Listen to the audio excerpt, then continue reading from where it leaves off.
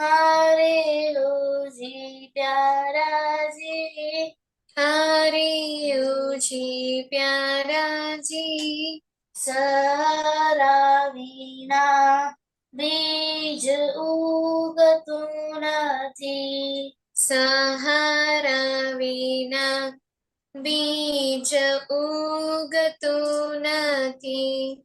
जगत कुसंगे जदू, જગત કુસંગે જ દુઃખ, केवल सत्संगे ज सुख. કેવલ સત્સંગે જ સુખ. दादाजी नो हसतो मुँह, દાદાજીનો હસતો મું, श्रमणे दर्शन थाता सुख. શમને દર્શન થાતા સુખ. हीरा मोती महाराजी, હીરા મોતી મારાજી, समृद्ध सतिया बिना डलड़ू थरતું નથી. સમૃદ્ધ સતિયા વિના દલડું ઠરતું નથી. हारे हो जी दादाजी, હારે ઓજી દાદાજી, તમારા વિના ક્યાંય ઘોટતું નથી. તમારા વિના ક્યાંય ગોઠતું નથી. दुनिया भरमा लोको लागे, દુનિયાભરમાં લોકો લાગે, सत्संग मीरा सुनो लागे. સત્સંગ વિના સુનો લાગે. बिरहु दिवस रात जागे, બિરુ દિવસ રાત જાગે. ज्ञानी भवनी बावट वागे. જ્ઞાની ભવની બાવટ વાગે. रोको अतिक्रमणा जी, રોકો અતિક્રમનાજી, आत्म रमणा वीणा क्याय रुचतु નથી. આતમ રમના વિના ક્યાંય રૂચતું નથી.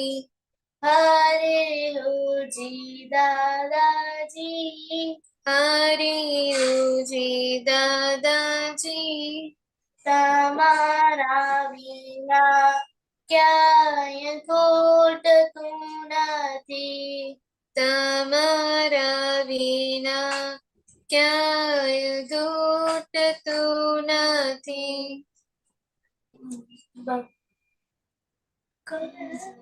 જય સચ્ચિદાનંદ. નવ કલમો. હા,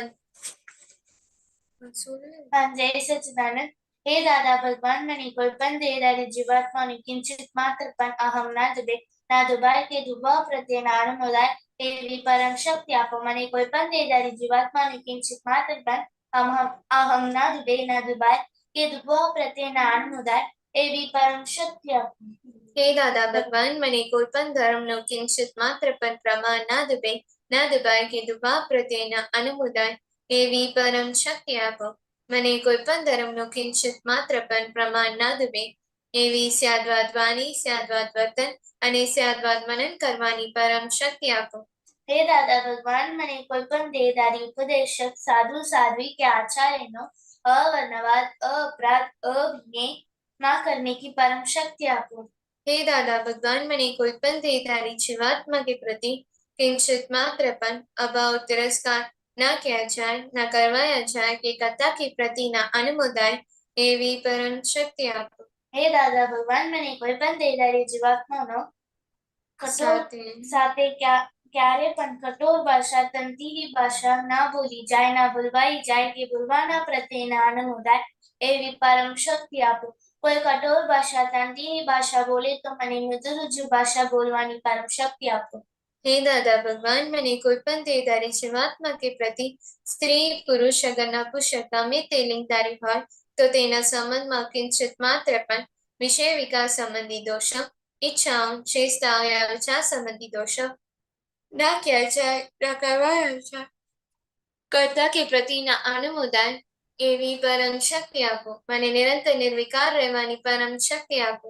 એ દાદા ભગવાન, મને કોઈ પણ રસમાં રૂઢમાર્ગપણું ના કરાય એવી પરમ શક્તિ આપો. મને સમરસી ખોરાક લેવાય એવી પરમ શક્તિ આપો.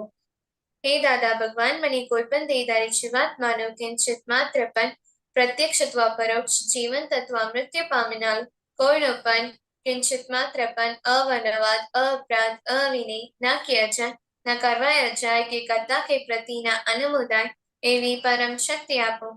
એ દાદા ભગવાન, મને જગત કલ્યાણ કરવાનો નિમિત્ત બનવાની પરમ શક્તિ આપો, શક્તિ આપો, શક્તિ આપો. જય સચ્ચિદાનંદ. જય સચ્ચિદાનંદ. શુદ્ધાત્મા પ્રત્યે પ્રાર્થના. હે અંતર્યામી પરમાત્મા, આપ દરેક જીવ માત્રમાં વિરાજમાન છો, તેમજ મારામાં પણ વિરાજેલા છો. આપનો સ્વરૂપ તે જ મારું સ્વરૂપ છે. મારું સ્વરૂપ શુદ્ધ આત્મા છે.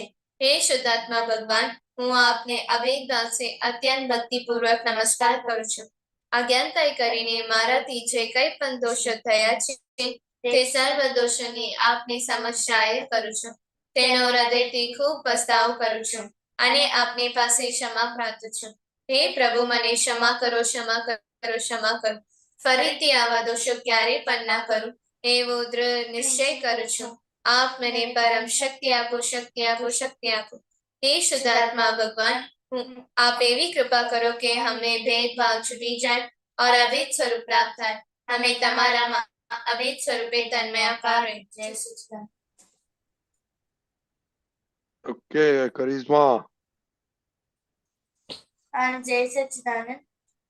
નમો વિતરાગાય, નમો વિતરાગાય, નમો હરિહંતાણમ, નમો હરિહંતાણમ, નમો શુદ્ધાનમ, નમો સિદ્ધાણમ, નમો આર્યાનમ, નમો નમો આર્યાણમ,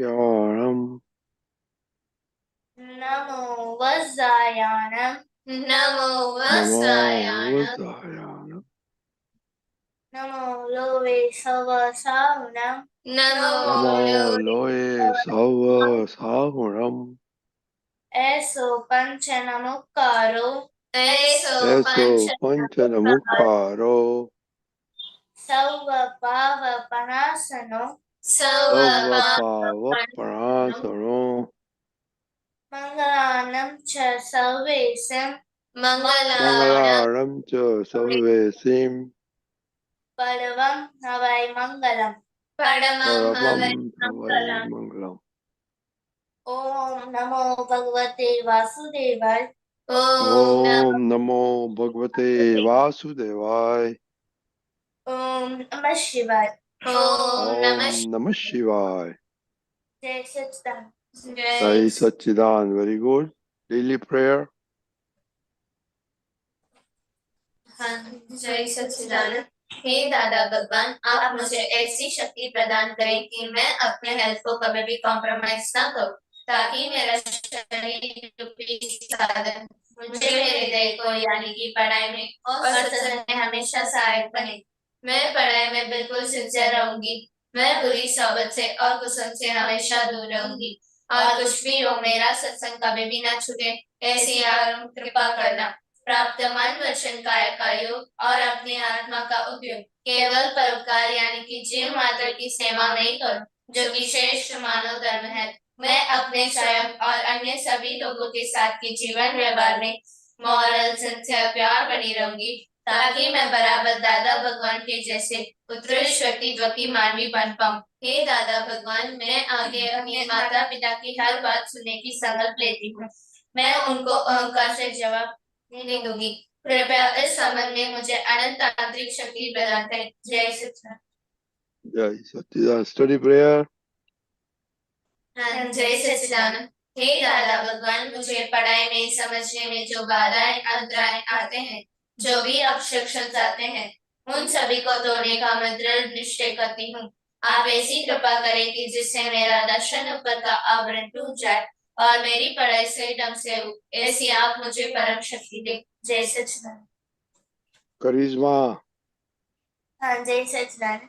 हे दादा भगवान, हे दादा दादा भगवान, भगवान, मैं आपके बच्चे, हमें हम आपके हैं आपके बच्चे, दिल के हैं सच्चे, दिल दिल के दिल हैं के सच्चे, हैं सच्चे, फिर भी हैं कच्चे, फिर फिर भी हैं भी है कच्चे। कच्चे, काम करेंगे अच्छे अच्छे, काम काम करेंगे करेंगे अच्छे अच्छे। जय सच्चिदानंद। जय सच्चिदानंद। के करिश्मा। हाँ, जय સચ્ચિદાનંદ. હે શુદ્ધાત્મા દાદા ભગવાન, તમે જુદા છો, કરિશ્મા જુદી છે. હે શુદ્ધાત્મા દાદા ભગવાન, તમે રિયલ છો, કરિશ્મા રિલેટિવ છે. હે શુદ્ધાત્મા દાદા ભગવાન, તમે પરમાનન્ટ છો, કરિશ્મા ટેમ્પરરી છે. જય સચ્ચિદાનંદ. जय सच्चिदानंद। ओके, आज करिश्मा हैप्पी है स्टडीज में? नहीं. क्या हो गया? आज तो सोमवार है। हाँ. क्या किया सैटरडे संडे? कितनी मस्ती की, कितनी पढ़ाई की?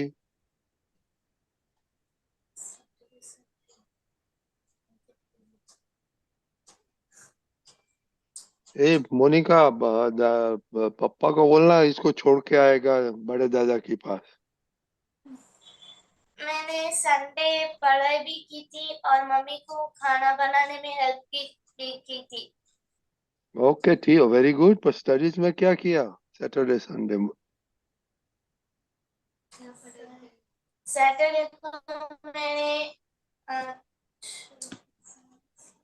सैटरडे मैंने ऑल सब्जेक्ट पढ़ा था और संडे 2 सब्जेक्ट. तो अभी तमिल तो स्टडी नहीं करने का है, राइट? नहीं. आज और तो फायदा हो गया, राइट? नहीं. क्यों? एग्जाम तो नहीं है तमिल तमिल की? एग्जाम नहीं है अपन तो. खुशी। हाँ, जय सच्चिदानंद। मैं आज हैप्पी थी क्योंकि मैंने आज मैथ्स और तमिल की स्टडी की थी और मम्मी को हेल्प भी किया था। सभी सैटरडे को सन भी बोला। सैटरडे, ओ वेरी गुड। सैटरडे संडे क्या स्टडी किया? सैटरडे को मैंने मैथ्स किया था और कल संडे को मैंने तमिल और साइंस। तो सारा दिन 10 घंटा मैथ किया? नहीं, 2 आवर्स किए थे। तो बाद में क्या, 10 आवर्स क्या किया बाद में? 10 आवर्स मम्मी की हेल्प की थी, फिर दीदी को परेशान किया था। या तो एग्जाम आने वाला है। नहीं नहीं।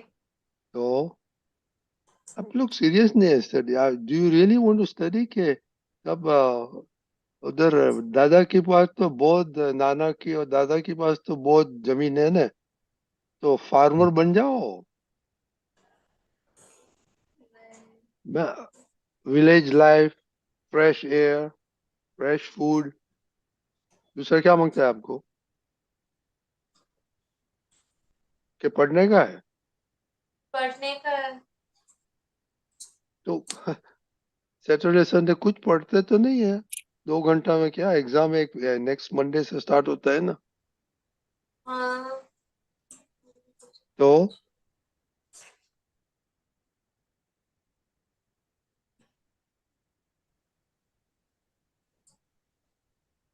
विलेज में बहुत अच्छा रहेगा। ओके। हाँ। जय सच्चिदानंद। आज मैं हैप्पी हूँ क्योंकि आज मेरी एग्जाम्स पूरी खत्म हो गई और अभी छुट्टियां हैं और साथ ही और आज मैंने सभी को जय सच्चिदानंद बोला था। मम्मी को, मम्मी आज तो जाने देगा, आज तो फाइनल है ना। कल से गुजराती स्टडी करने का है। और हाँ जो गुजराती अल्फाबेट है ना, हाँ वो और हिंदी अल्फाबेट देखना कितना डिफरेंस है। बहुत डिफरेंस नहीं है। हाँ okay, there are maybe 10 20 10 words may be different, other than that differently.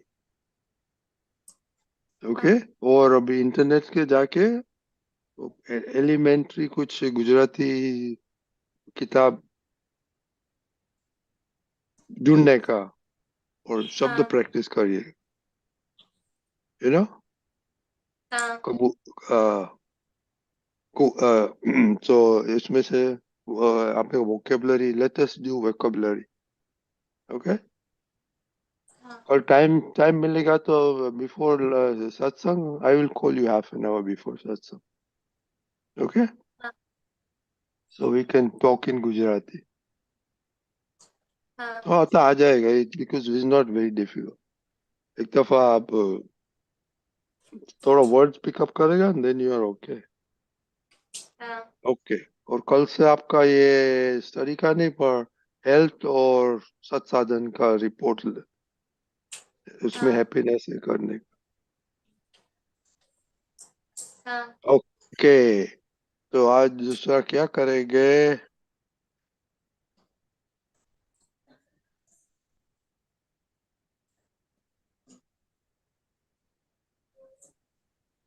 खुशी, हाँ कुछ बातें करने के हैं केशव दादा के साथ?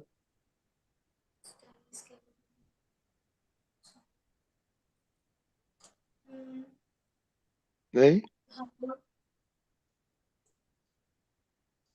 हाँ हाँ करना है। तो करो ना। मैं एक हाँ दूसरा तब ढूंढता हूँ दूसरा। ओके।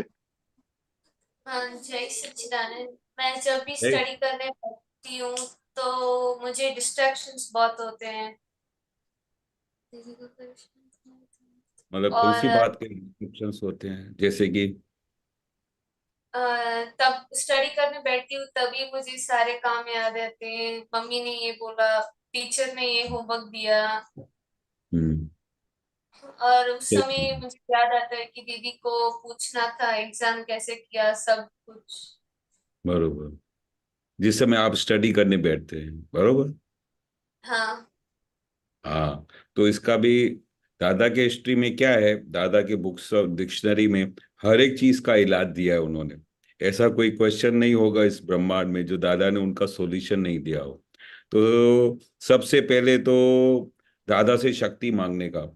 तो हम जिस समय आपकी उम्र के थे और दादा के पास थे, तो हम दादा को ये सब कंप्लेन करते थे कि दादा ऐसा होता है, दादा मन एक जगह पे एकत्रित नहीं होता है, मन कंसंट्रेट नहीं होता है, और चित्त आखा दिन भटकता रहता है एक जगह से दूसरी जगह, और माइंड किसी जगह पे सेट नहीं होता है। तो दादा सबसे पहला वाक्य एक बोलते थे, ये बहुत ही इंपॉर्टेंट वाक्य बोलते थे। फिर उसके बाद दूसरी सब बातों का इलाज देते थे। पर सबसे पहला वाक्य क्या बोलते थे कि हे दादा भगवान, मेरा मन बहुत बार भटकता है, मेरा चित्त बाहर जाता है, मन कूदा कूद करता है, तो मेरा मन एक जगह पे एकत्रित हो, मेरा मेरा मन को शांत करो, ऐसी आप मुझे शक्ति दो। तो सबसे पहले दादा को दादा से शक्ति मांगने का कि हे दादा भगवान, मेरे को कंसंट्रेट करने की शक्ति दो। मैं अभी पढ़ने बैठ रही हूँ और मुझे आप ऐसी शक्ति दो कि मैं फुल्ली कंसंट्रेट होके एक जगह पे मैं अच्छी तरह से स्टडी करूं, और मेरा चित्त कहीं भी बाहर नहीं जाए, मेरा मन कहीं भी कोई भी विचार नहीं आवे, मेरे को फुल्ली कंसंट्रेट करने की शक्ति दो। ऐसा 4 5 बार बोलने का, 5 बार बोल के फिर स्टडी शुरू करने को बैठने का। ये सबसे पहले में पहला दादा भगवान इलाज देते थे।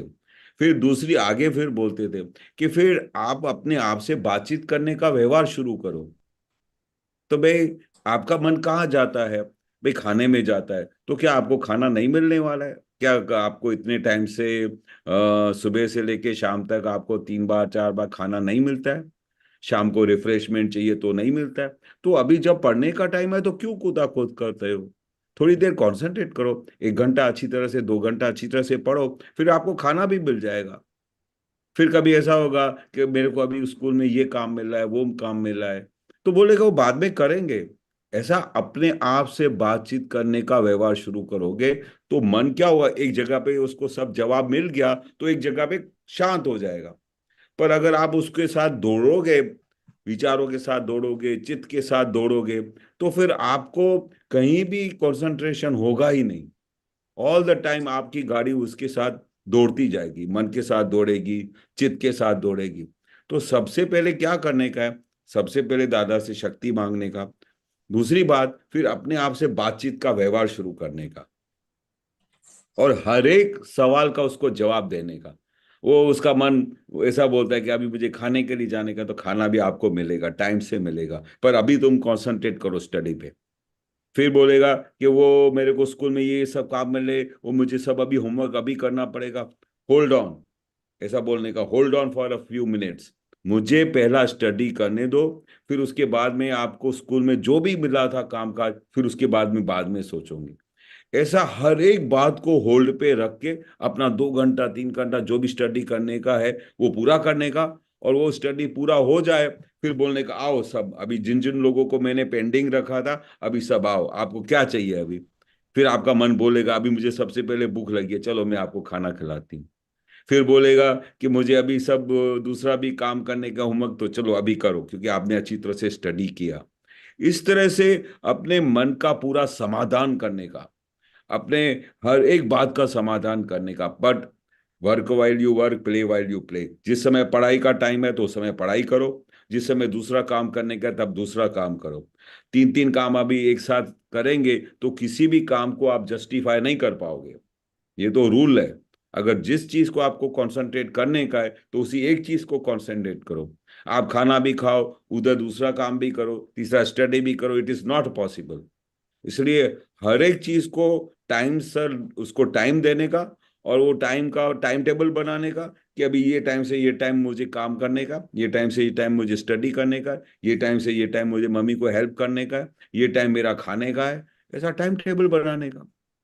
हम दादा की हाजिरी में पूरा अपना टाइम टेबल बनाते थे सिस्टमेटिक, ताकि हम हर एक जगह पे टाइमली बन सके, हर जगह पे हम हर एक बात को पहुंच सके, और हर एक बात को हम जस्टिफाई कर सके, उसको बोलते हैं टाइमली।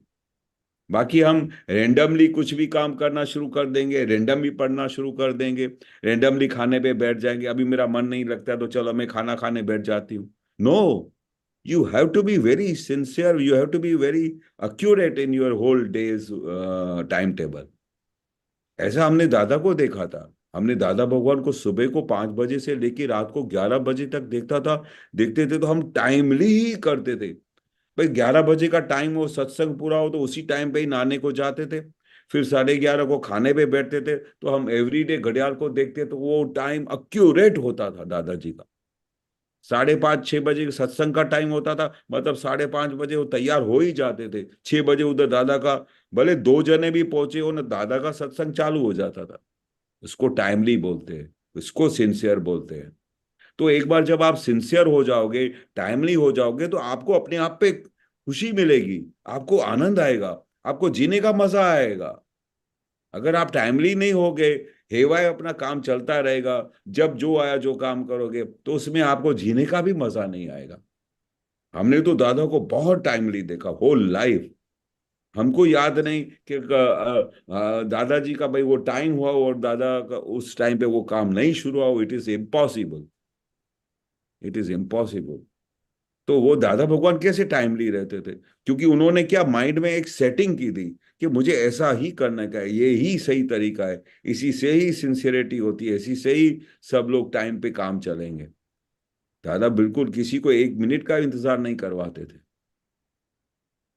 तो ये सब चीजें आप ख्याल रखोगे। और अपना, मैंने एक चीज तो दादाजी के सामने सुनी और बार बार सुनता था।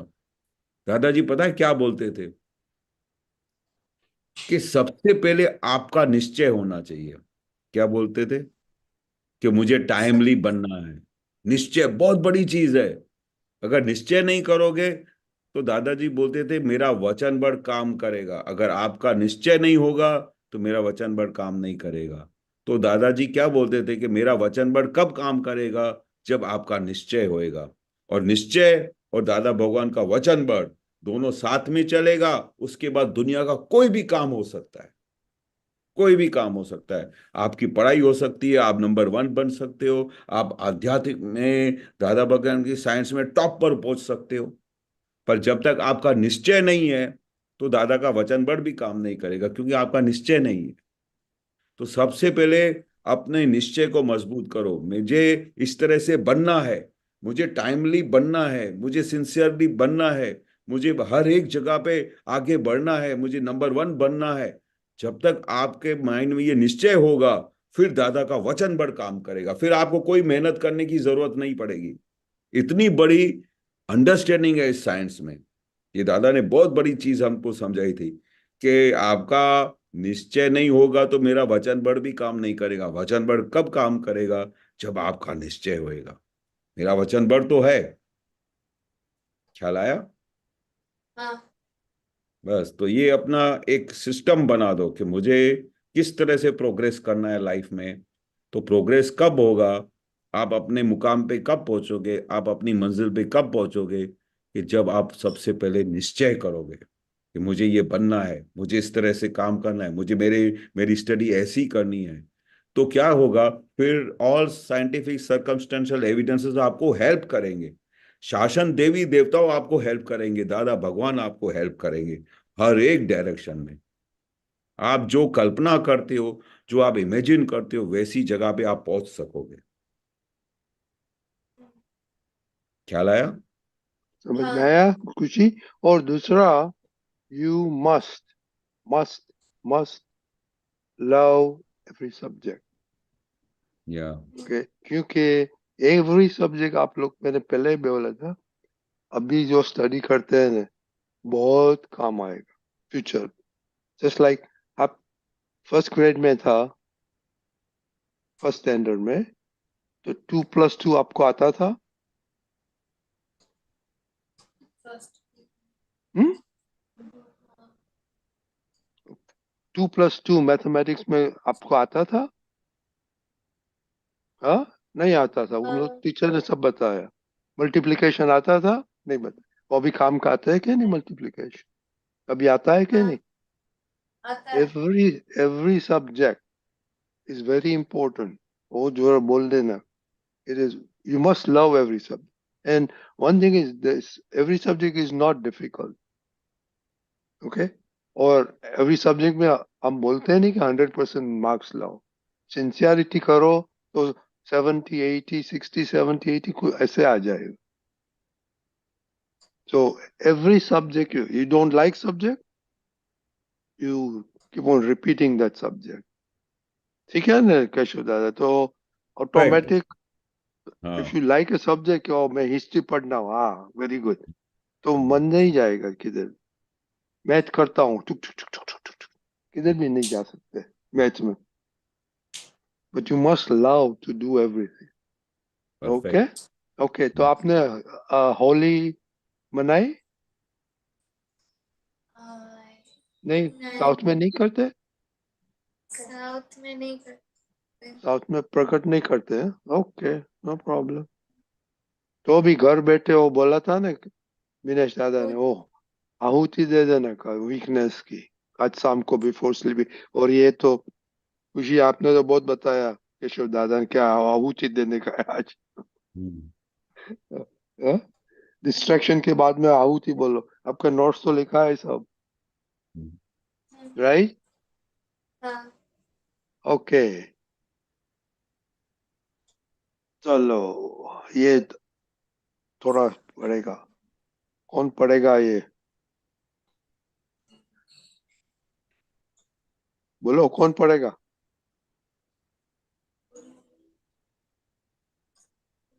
ये क्या है बोलो? खुशी? ज्ञान। पढ़ो।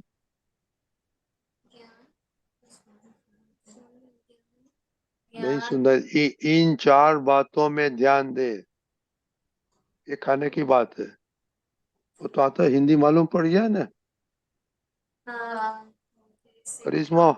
ये 4 बातों के ध्यान दे खाने में, क्या उसका मीनिंग क्या होता है इंग्लिश में?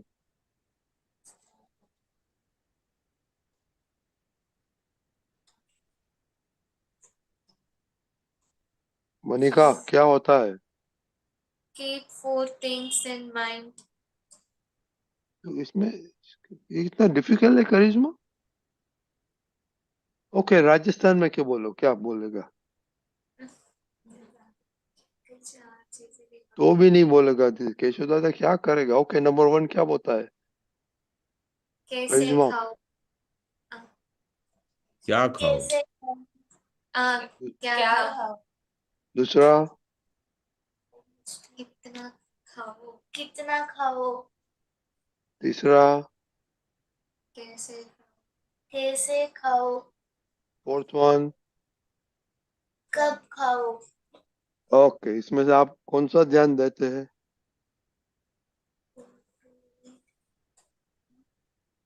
करिश्मा? करिश्मा कुछ भी नहीं है, खाती ही नहीं है। ओके, ये तीसरा क्या होता है, हाउ टू ईट, उसमें क्या करेगा मनिका? हमें कैसे जो भी कैसे खाना खाऊंगा? हाँ, स्लोली खाना है। हर एक खाने को 32 टाइम्स चबाना है गोट की तरह। Very good, very good. और क्या खाओगे? What is our golden rule? जो भी प्लेट में प्लेट में है है वो खाना। Okay, very good. केशवदा आपको कुछ ऐड करने का है? हाँ हाँ, नहीं सही बात है। और खाने की बातों में सबसे इम्पोर्टेंट चीज दादा बोलते थे कि खाने के मामले में जब आप खाते हो उपयोग पूर्वक खाओ। उपयोग पूर्वक यानी क्या, कि जो जिस समय खाना आया टेबल पे तो उसको सबसे पहले प्रेयर करो, दादा भगवान को अर्पण करो, देवी देवताओं को अर्पण करो खाना। उसके बाद खाओ, फिर प्रेयर करो, फिर उसके बाद उपयोग पूर्वक खाने का, कि आप क्या खा रहे हो आपको पता होना चाहिए। और क्या खाओ मतलब व्हाट टू ईट, मतलब जितना हो सके पूरा प्योर वेजिटेरियन, जिसमें जीवात कम हो, बिल्कुल जिसमें बीज कम हो, ऐसा वाला खाना खाना चाहिए जो हमारे हेल्थ के लिए बहुत अच्छा हो, हमारे माइंड के लिए अच्छा हो, वैसा खाना खाना चाहिए। फिर कितना खाओ, हाउ मच टू ईट, यानी आपको ये भी पक्का होना चाहिए कि भाई मुझे कितना खाना खाना चाहिए। खाने के लिए नहीं कि पूरा पेट भर के खाना खाना चाहिए। खाते समय ये भी लक्ष्य में होना चाहिए कि खाने की होजरी है, जो जो भाग है वो 4 भाग में बनी हुई है। तो एक एक भाग में पानी होता है, दूसरे भाग में हवा होती है, दूसरे 2 भाग में खाना होता है। इस तरह से 4 भाग का जो वो पूरा बना हुआ है सिस्टम, इस तरह से विचार के हम क्या करते हैं कि चारों 4 पेटी के अंदर हम पूरा खाना भर देते, तो फिर एयर कहाँ से आएगी, फिर वो पानी कहाँ से उसमें आएगा, तो वो डाइजेशन कैसे होगा, वो हम लक्ष्य में ही नहीं होता है। तो ये बहुत बड़ी साइंस है खाने की, कि किस तरह से खाना चाहिए, क्या खाना चाहिए, कितना खाना चाहिए, और कब खाओ, जब आपको भूख लगे, जब आपके पेट में जरूर हो। ऐसा नहीं कि भूख लगी ना लगी हो तो भी खाना खाओ।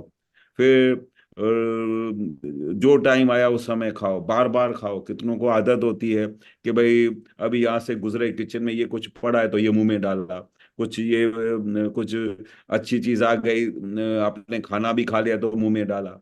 तो दादा भगवान इसके लिए ऑब्जर्व करते थे। तो एक बार दादा भगवान ने एक और देख लिया आप तो पुत्र को, तो ये जब भी अंदर जाता है कुछ ना कुछ चबाता हुआ आता है। तो बोले ये क्या कर रहे हो, आप क्या एनिमल हो क्या, कि जब भी आया मुंह में खा लिया, कुछ भी खा लिया, और कोई अपने खाने पे कोई कुछ कंट्रोल नहीं, कुछ समझ नहीं, खाने को नहीं। तो फिर ऐसा सुबह को, दिन को और रात को ऐसा 3 बार क्यों बना गया? लंच, ब्रेकफास्ट, लंच, डिनर क्यों ऐसा बनाया गया? ये सिस्टम बनी हुई है। जब भी चाहो उस समय खाना नहीं होता है। कभी भी मन हुआ, कोई भी अच्छी चीज हमारे टेबल पे आ गई, कोई कोई बार कोई कुछ खा रहा है तो मेरे को भी मन हुआ तो मैंने खा लिया। तो ये गलत बात ही है। यानी हम क्या है, हम डिसिप्लिन में रहते नहीं है, इसकी वजह से शरीर में बहुत सारी बीमारियां होती है, शरीर में तकलीफें होती है। तो ये सब तकलीफों का कारण क्या है? क्योंकि हम खाने में डिसिप्लिन नहीं रखते।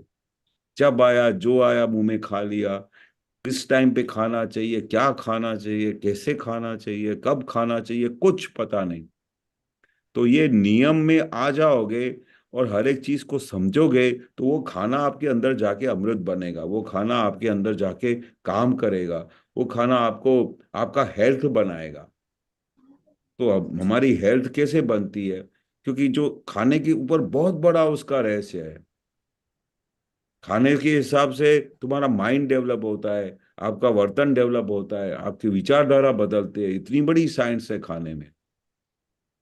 जो खाना अपने आप को बहुत मसालेदार खाना नहीं खाना चाहिए, क्योंकि तीखा मसालेदार खाना खाने से अंदर मन शांत नहीं रहता है, मन और कूदाकूद करता है। तो खाने के बहुत सारे रहस्य हैं जो हम जानते नहीं है, जिसकी वजह से जो आया खा लेते हैं, जो भी जिस समय जो भी टाइम आया उस समय खा लेते हैं। तो वो हम दादा भगवान क्या बोलते थे कि जब तक आप डिसिप्लिन में नहीं आओगे तब तक आपका व्यवहार, आपका मन वचन काया में कुछ इंप्रूवमेंट नहीं होगा। डिसिप्लिन सबसे बड़ी चीज है जो आपको माइंड को, आपके वर्तन को, वाणी वर्तन विनय सब चेंज हो जाएगा। आपका मन शांत हो जाएगा। हर एक बात खाने के साथ बहुत कनेक्टेड है। ख्याल आया? हाँ। Okay. Yeah. Remember, your health is proportional to your food. Okay. हाँ। मोनिका, आपका होमवर्क मिल गया ना? हाँ। मोनिका, तारू होमवर्क मिली हाँ। गયું ને? हाँ, मिली गई। મળી ગયું. मिली गई। Very मिली good. गई। Very good. जय जय सच्चिदानंद. जय सच्चिदानंद। विशेष दादा, अभी हम पद सुनेंगे चेन्नई से.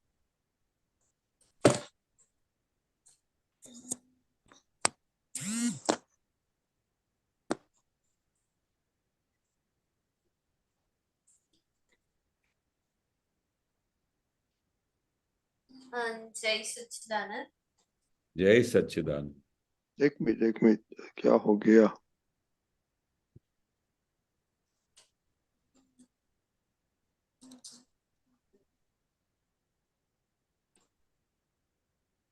ओके. आई डोंट नो पीछे क्यों ऐसा आता है. ओके. हाँ, हाँ, जय सच्चिदानंद। जय सच्चिदानंद। गम में नहीं, काय गम में नहीं, दादा भगवान बिना भी तो काय गम में नहीं। रुचे नहीं, काय रुचे नहीं, आसंग सत्संग बिना बीजू काय रुचे नहीं। जो नहीं, काय जो नहीं, उद्गल मां शुद्धात्मा विना काय जो नहीं।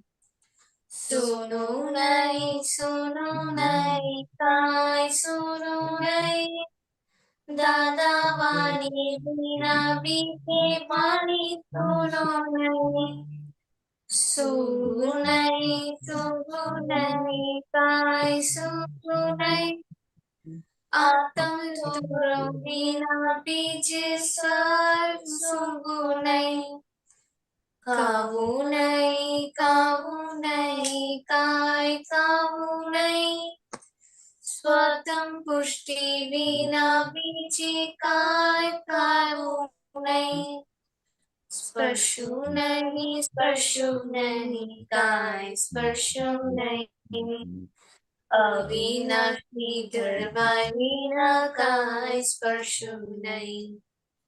वाचु नहीं, काय वाचु नहीं, आप्तवाणी विना बीजे वाणी वाचु नहीं। गावू नहीं, काय गावू नहीं, मुक्ति सुख बिना बीजू पद गावू नहीं।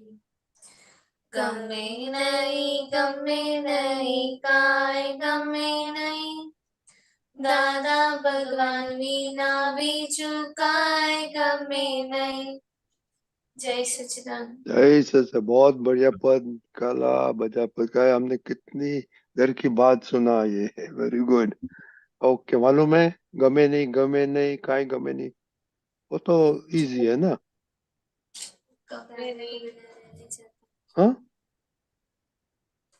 दादा के बिना रह नहीं जाता, नहीं उनकी नहीं नहीं वाणी नहीं, पहले हाँ,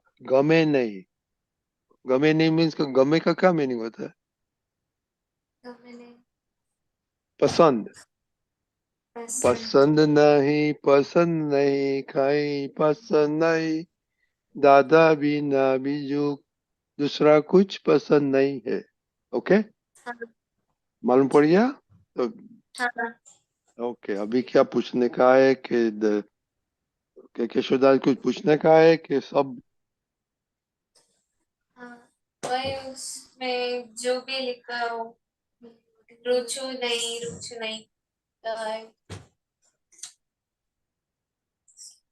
नहीं, જોવું नहीं, सुनू नहीं, सूंघू नहीं, खाऊ नहीं, स्पर्शनु नहीं, वांचू नहीं, ये समझावी दादा दो ना केशवान जी। हाँ जी। क्या क्या रुचि नहीं, જોવું चलिए। नहीं, सुनू नहीं, सूंघू नहीं, खाऊ क्यों, समझावी दो બધા એ લોકોને હિન્દીમાં। हाँ हाँ हाँ, वो दादा भगवान कविराज ने बहुत अच्छा पद लिखा है। इसमें क्या है कि जैसे हम जब तक दादा भगवान से नहीं मिले थे तो हमारा हमारा वर्तन, हमारी बातें किसमें थी? दादा भगवान के सिवाय जो कुछ भी था इस धरती पे उसमें इंटरेस्ट था। मतलब हमको दुनिया की सब चीजें अच्छी लगती थी। पर अभी जब दादा भगवान मिले तो क्या हो गया? तो हमको कुछ भी पसंद नहीं आता। दादा भगवान के सिवा हमको कुछ भी अच्छा नहीं लगता। हमको कैसा होता था कि बस दादा भगवान मिले ना तो फिर सारी दुनिया भूल जाते थे। हमको कहीं खाने को मन नहीं करता था, कुछ बोलने को मन नहीं करता था, कुछ सुनने को मन नहीं करता था। बस दादा के सिवा कुछ नहीं अच्छा लगता था। तो ये दादा भगवान के अंदर जो कशिश थी, जो दादा भगवान के अंदर जो अट्रैक्शन था, जो दादा भगवान के अंदर जो हमारा भाव होता था कि एक बार जो भी दादा भगवान को मिलता था सारी दुनिया को भूल जाता था, ऐसे दादा में कशिश था। दादा भगवान कैसे थे कि खाली उनके मुखारविंद को देखे न, दादा के मुक्त हास्य को खाली देखे ना तो बस पूरे जख्म भर जाते थे, ऐसे दादा भगवान थे।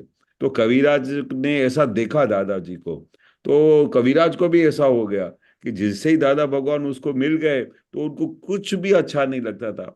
उनको बस दादा के सिवा कुछ नहीं अच्छा लगता था। तो फिर वो कविराज ने दादा भगवान के पद गाने लिखने शुरू किए। तो कहीं भी ऑफिस में जाते थे ना तो उनको ऑफिस में जाने का मन नहीं करता था। जो जो भी दादा भगवान से मिले थे तो वो उनके अंदर में सब परिवर्तन होने लगा। तो किसी भी जगह पे उनको इंटरेस्ट नहीं लगे तो इंटरेस्ट किस में लगता था कि सत्संग के सिवा किधर भी और मन उसको पसंद नहीं आता था। भाई सत्संग मिले तो बस, तो सब कुछ मिल गया। पर सत्संग नहीं मिले तो कुछ अच्छा नहीं लगता था। कहीं मन ही नहीं, कहीं भी मन को कंसंट्रेट नहीं होता था। तो दादा भगवान के सत्संग के सिवाय कुछ अच्छा नहीं लगता था। तो फिर आगे बोले मेरे को कुछ भी देखने को मन नहीं करता था। तो कहाँ पर देखने को मन करता था? कुछ भी, दुनिया की कोई चीज को देखने को मन नहीं करता था। पर एक ही चीज में मन लगता था कि पुद्गल है ना, जो हमारा शरीर है, पुद्गल है, उसके अंदर शुद्धात्मा भगवान के सिवाय कुछ देखने को मन नहीं करता। जो भी जीव है, जो भी हमारा भाई है, बहन है, हमारे माँ बाप है, जो भी है उसके अंदर शुद्धात्मा देखने को मन करता था। और कहीं भी कुछ देखने को मन नहीं करता था। और फिर आगे क्या बोलते हैं कि मुझे कुछ सुनने को भी मन नहीं करता था। दादा भगवान के पहले क्या होता था, हमको गाने सुनने का मन करता था, कोई संगीत सुनने का मन करता था, कोई बाद में सहेली आके बैठे बाजू में तो वो कुछ कहानी बताए तो वो सुनने को मन करता था। स्कूल में क्या हुआ, मस्ती क्या की, वो सुनने को मन करता था। बाजू वाले घर में कुछ झगड़ा हो वो देखने को मन करता था। तो दुनिया की सब चीजें में सुनने को मन करता था।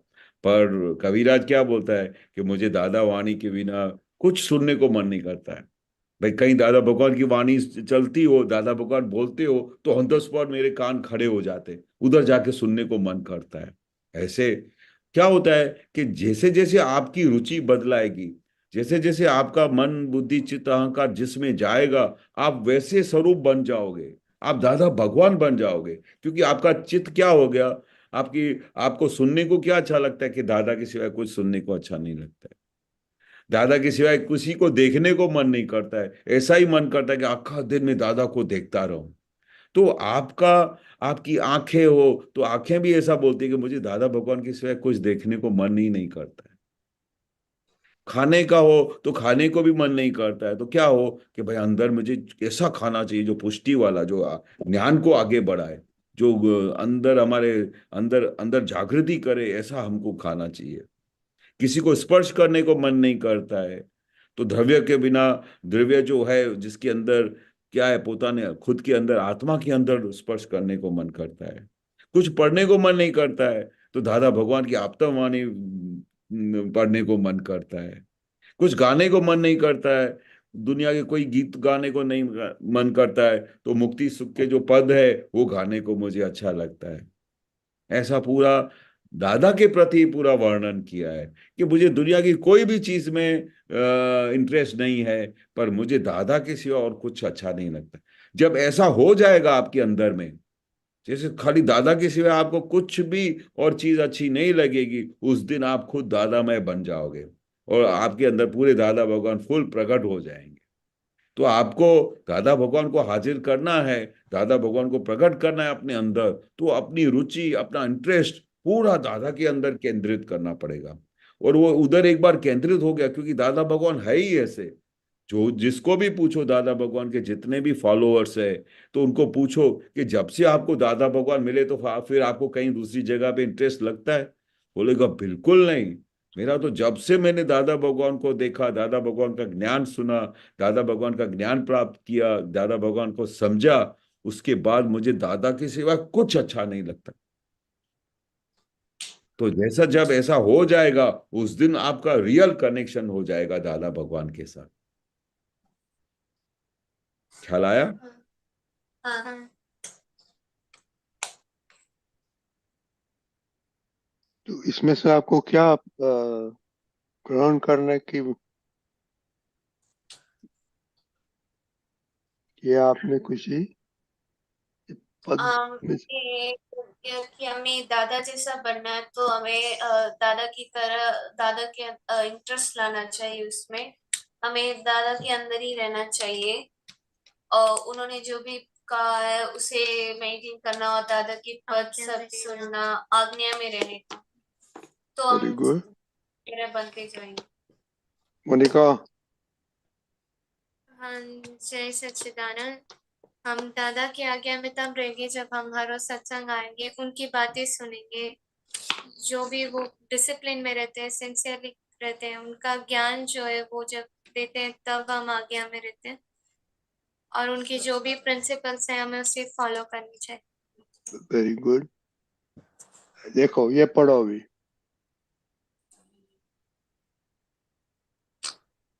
जोवु नहीं, जोवु नहीं, काई जोवु नहीं।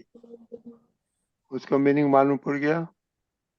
हाँ, क्या? देखो नहीं, देखो नहीं, देखो नहीं। ये कुछ नहीं देखने का, कुछ नहीं देखने, कुछ नहीं कहे। क्या देखने का है? ये पढ़ो। उदगल पूदगलमा शुद्धात्मा शुद्धात्मा विना कहीं जोऊ नहीं। हाँ, इसका मालूम पड़ गया? हाँ, क्या मालूम पड़ा? शुद्धात्मा में रहना है। नहीं, रहने के बाद है, देखने के बाद। जोऊ मीन्स देखने का। हाँ, देखू नहीं, देखू नहीं, काई देखू नहीं। पुद्गल में शुद्धात्मा, सब पुद्गल में शुद्धात्मा बिना कुछ भी नहीं देखू। हाँ, इसका तो इसका क्या मीनिंग होता है? पुद्गल सिवाय बीजू कहीं जोऊ नहीं। देखो केशव दादा ने क्या बोला? सब पुद्गल मीन्स all the forms. हाँ,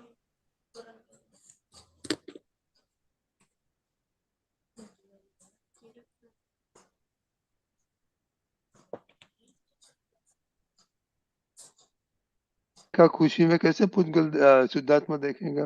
केशव दादा? हाँ, मतलब जितने भी पुद्गल है, जैसे आपकी सिस्टर है, आपके मम्मी डैडी हैं, आपके फ्रेंड्स है, जो भी है वो सब पुद्गल है। मतलब वो शरीर के अंदर जो पुद्गल है, पुद्गल भाग है, तो इसके अंदर क्या है? तो इसके हर पुद्गल के अंदर शुद्धात्मा भगवान है। तो अपने को, सबको हम नॉर्मली कैसे देखते हैं? ये मेरी सिस्टर है, ये मेरी मम्मी है, ये मेरा भाई है, ये मेरे फादर है, ये घर में काम करने वाली लेडी आई है। इन सब के अंदर क्या है? इन सब के अंदर शुद्धात्मा भगवान है। तो वो क्या बोलते हैं कविराज कि मुझे ये तो सब व्यवहार से तो सबको पता है, दूर से कोई भी आता है तो तुमको पता नहीं चलता मेरी सिस्टर आ रही है, मेरी मम्मी आ रही है, पता चलता है ना? तो वो तो एक नॉर्मल है। तो उसके सिवाय क्या है? उसके सिवाय जो हमको अंदर शुद्धात्मा, जो मटेरियल है, जो शुद्धात्मा भगवान बैठा है, उसको देखने का है। उसके सिवा और कोई दृष्टि होनी ही नहीं चाहिए कि मेरा भाई है। ये तो हम कितने जन्मों से ऐसे ही रिलेशन बन के आ रहे हैं सब घर में। ये कोई नई बात नहीं है।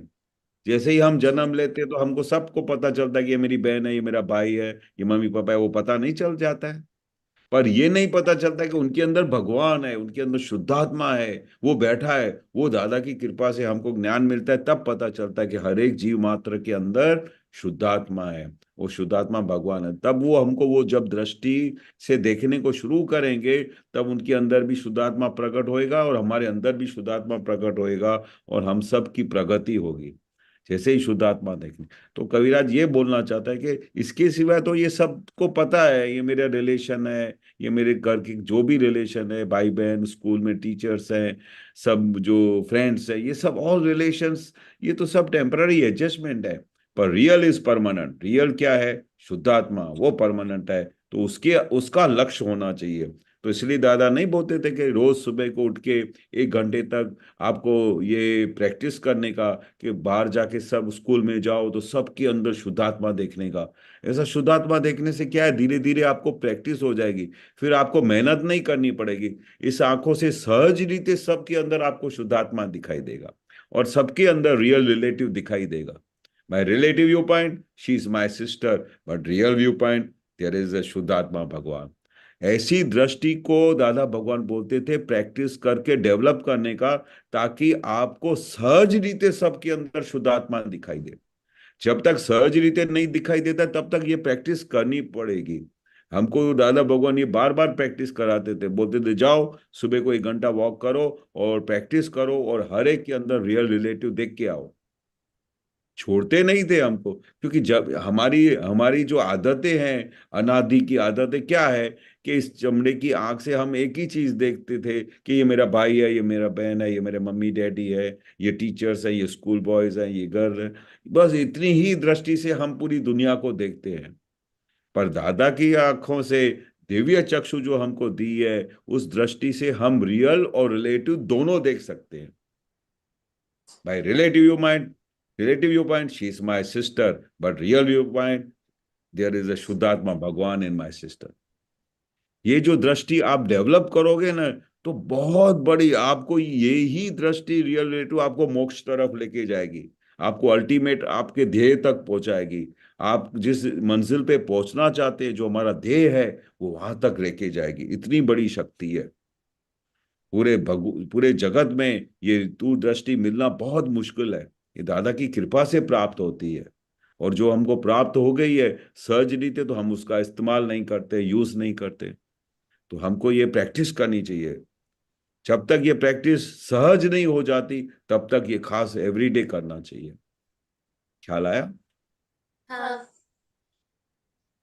ओके, तो अभी अपने ये केशव दादा ने एक बात की कि सब में जो लगा ये रिलेटिव है और रियल है, रियलिटी है, रियल है, राइट? लेकिन उसके बावजूद हमने अभी वी हैव स्टार्टेड समथिंग, तो इजी वे शुद्धात्मा जोने का क्या बोलने का अभी? जय Sachchidanand. Very good, very good.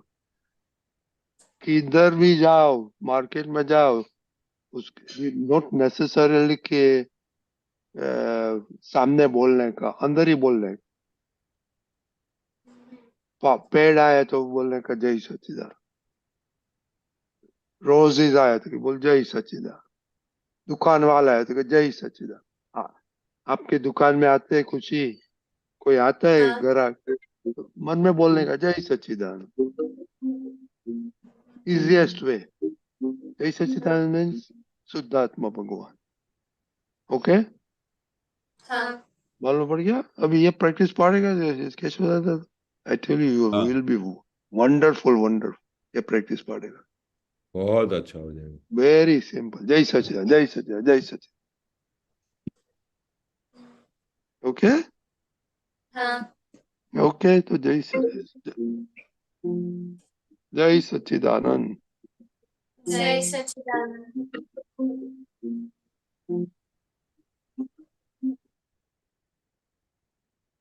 Kashyap भाई। जी बधाने जय सच्चिदानंद। रंजी जी जय सच्चिदानंद। केशवानंद जी जय जय सच्चिदानंद। सच्चिदानंद। जी शेयर करवानो ऑप्शन आप। हाँ करो।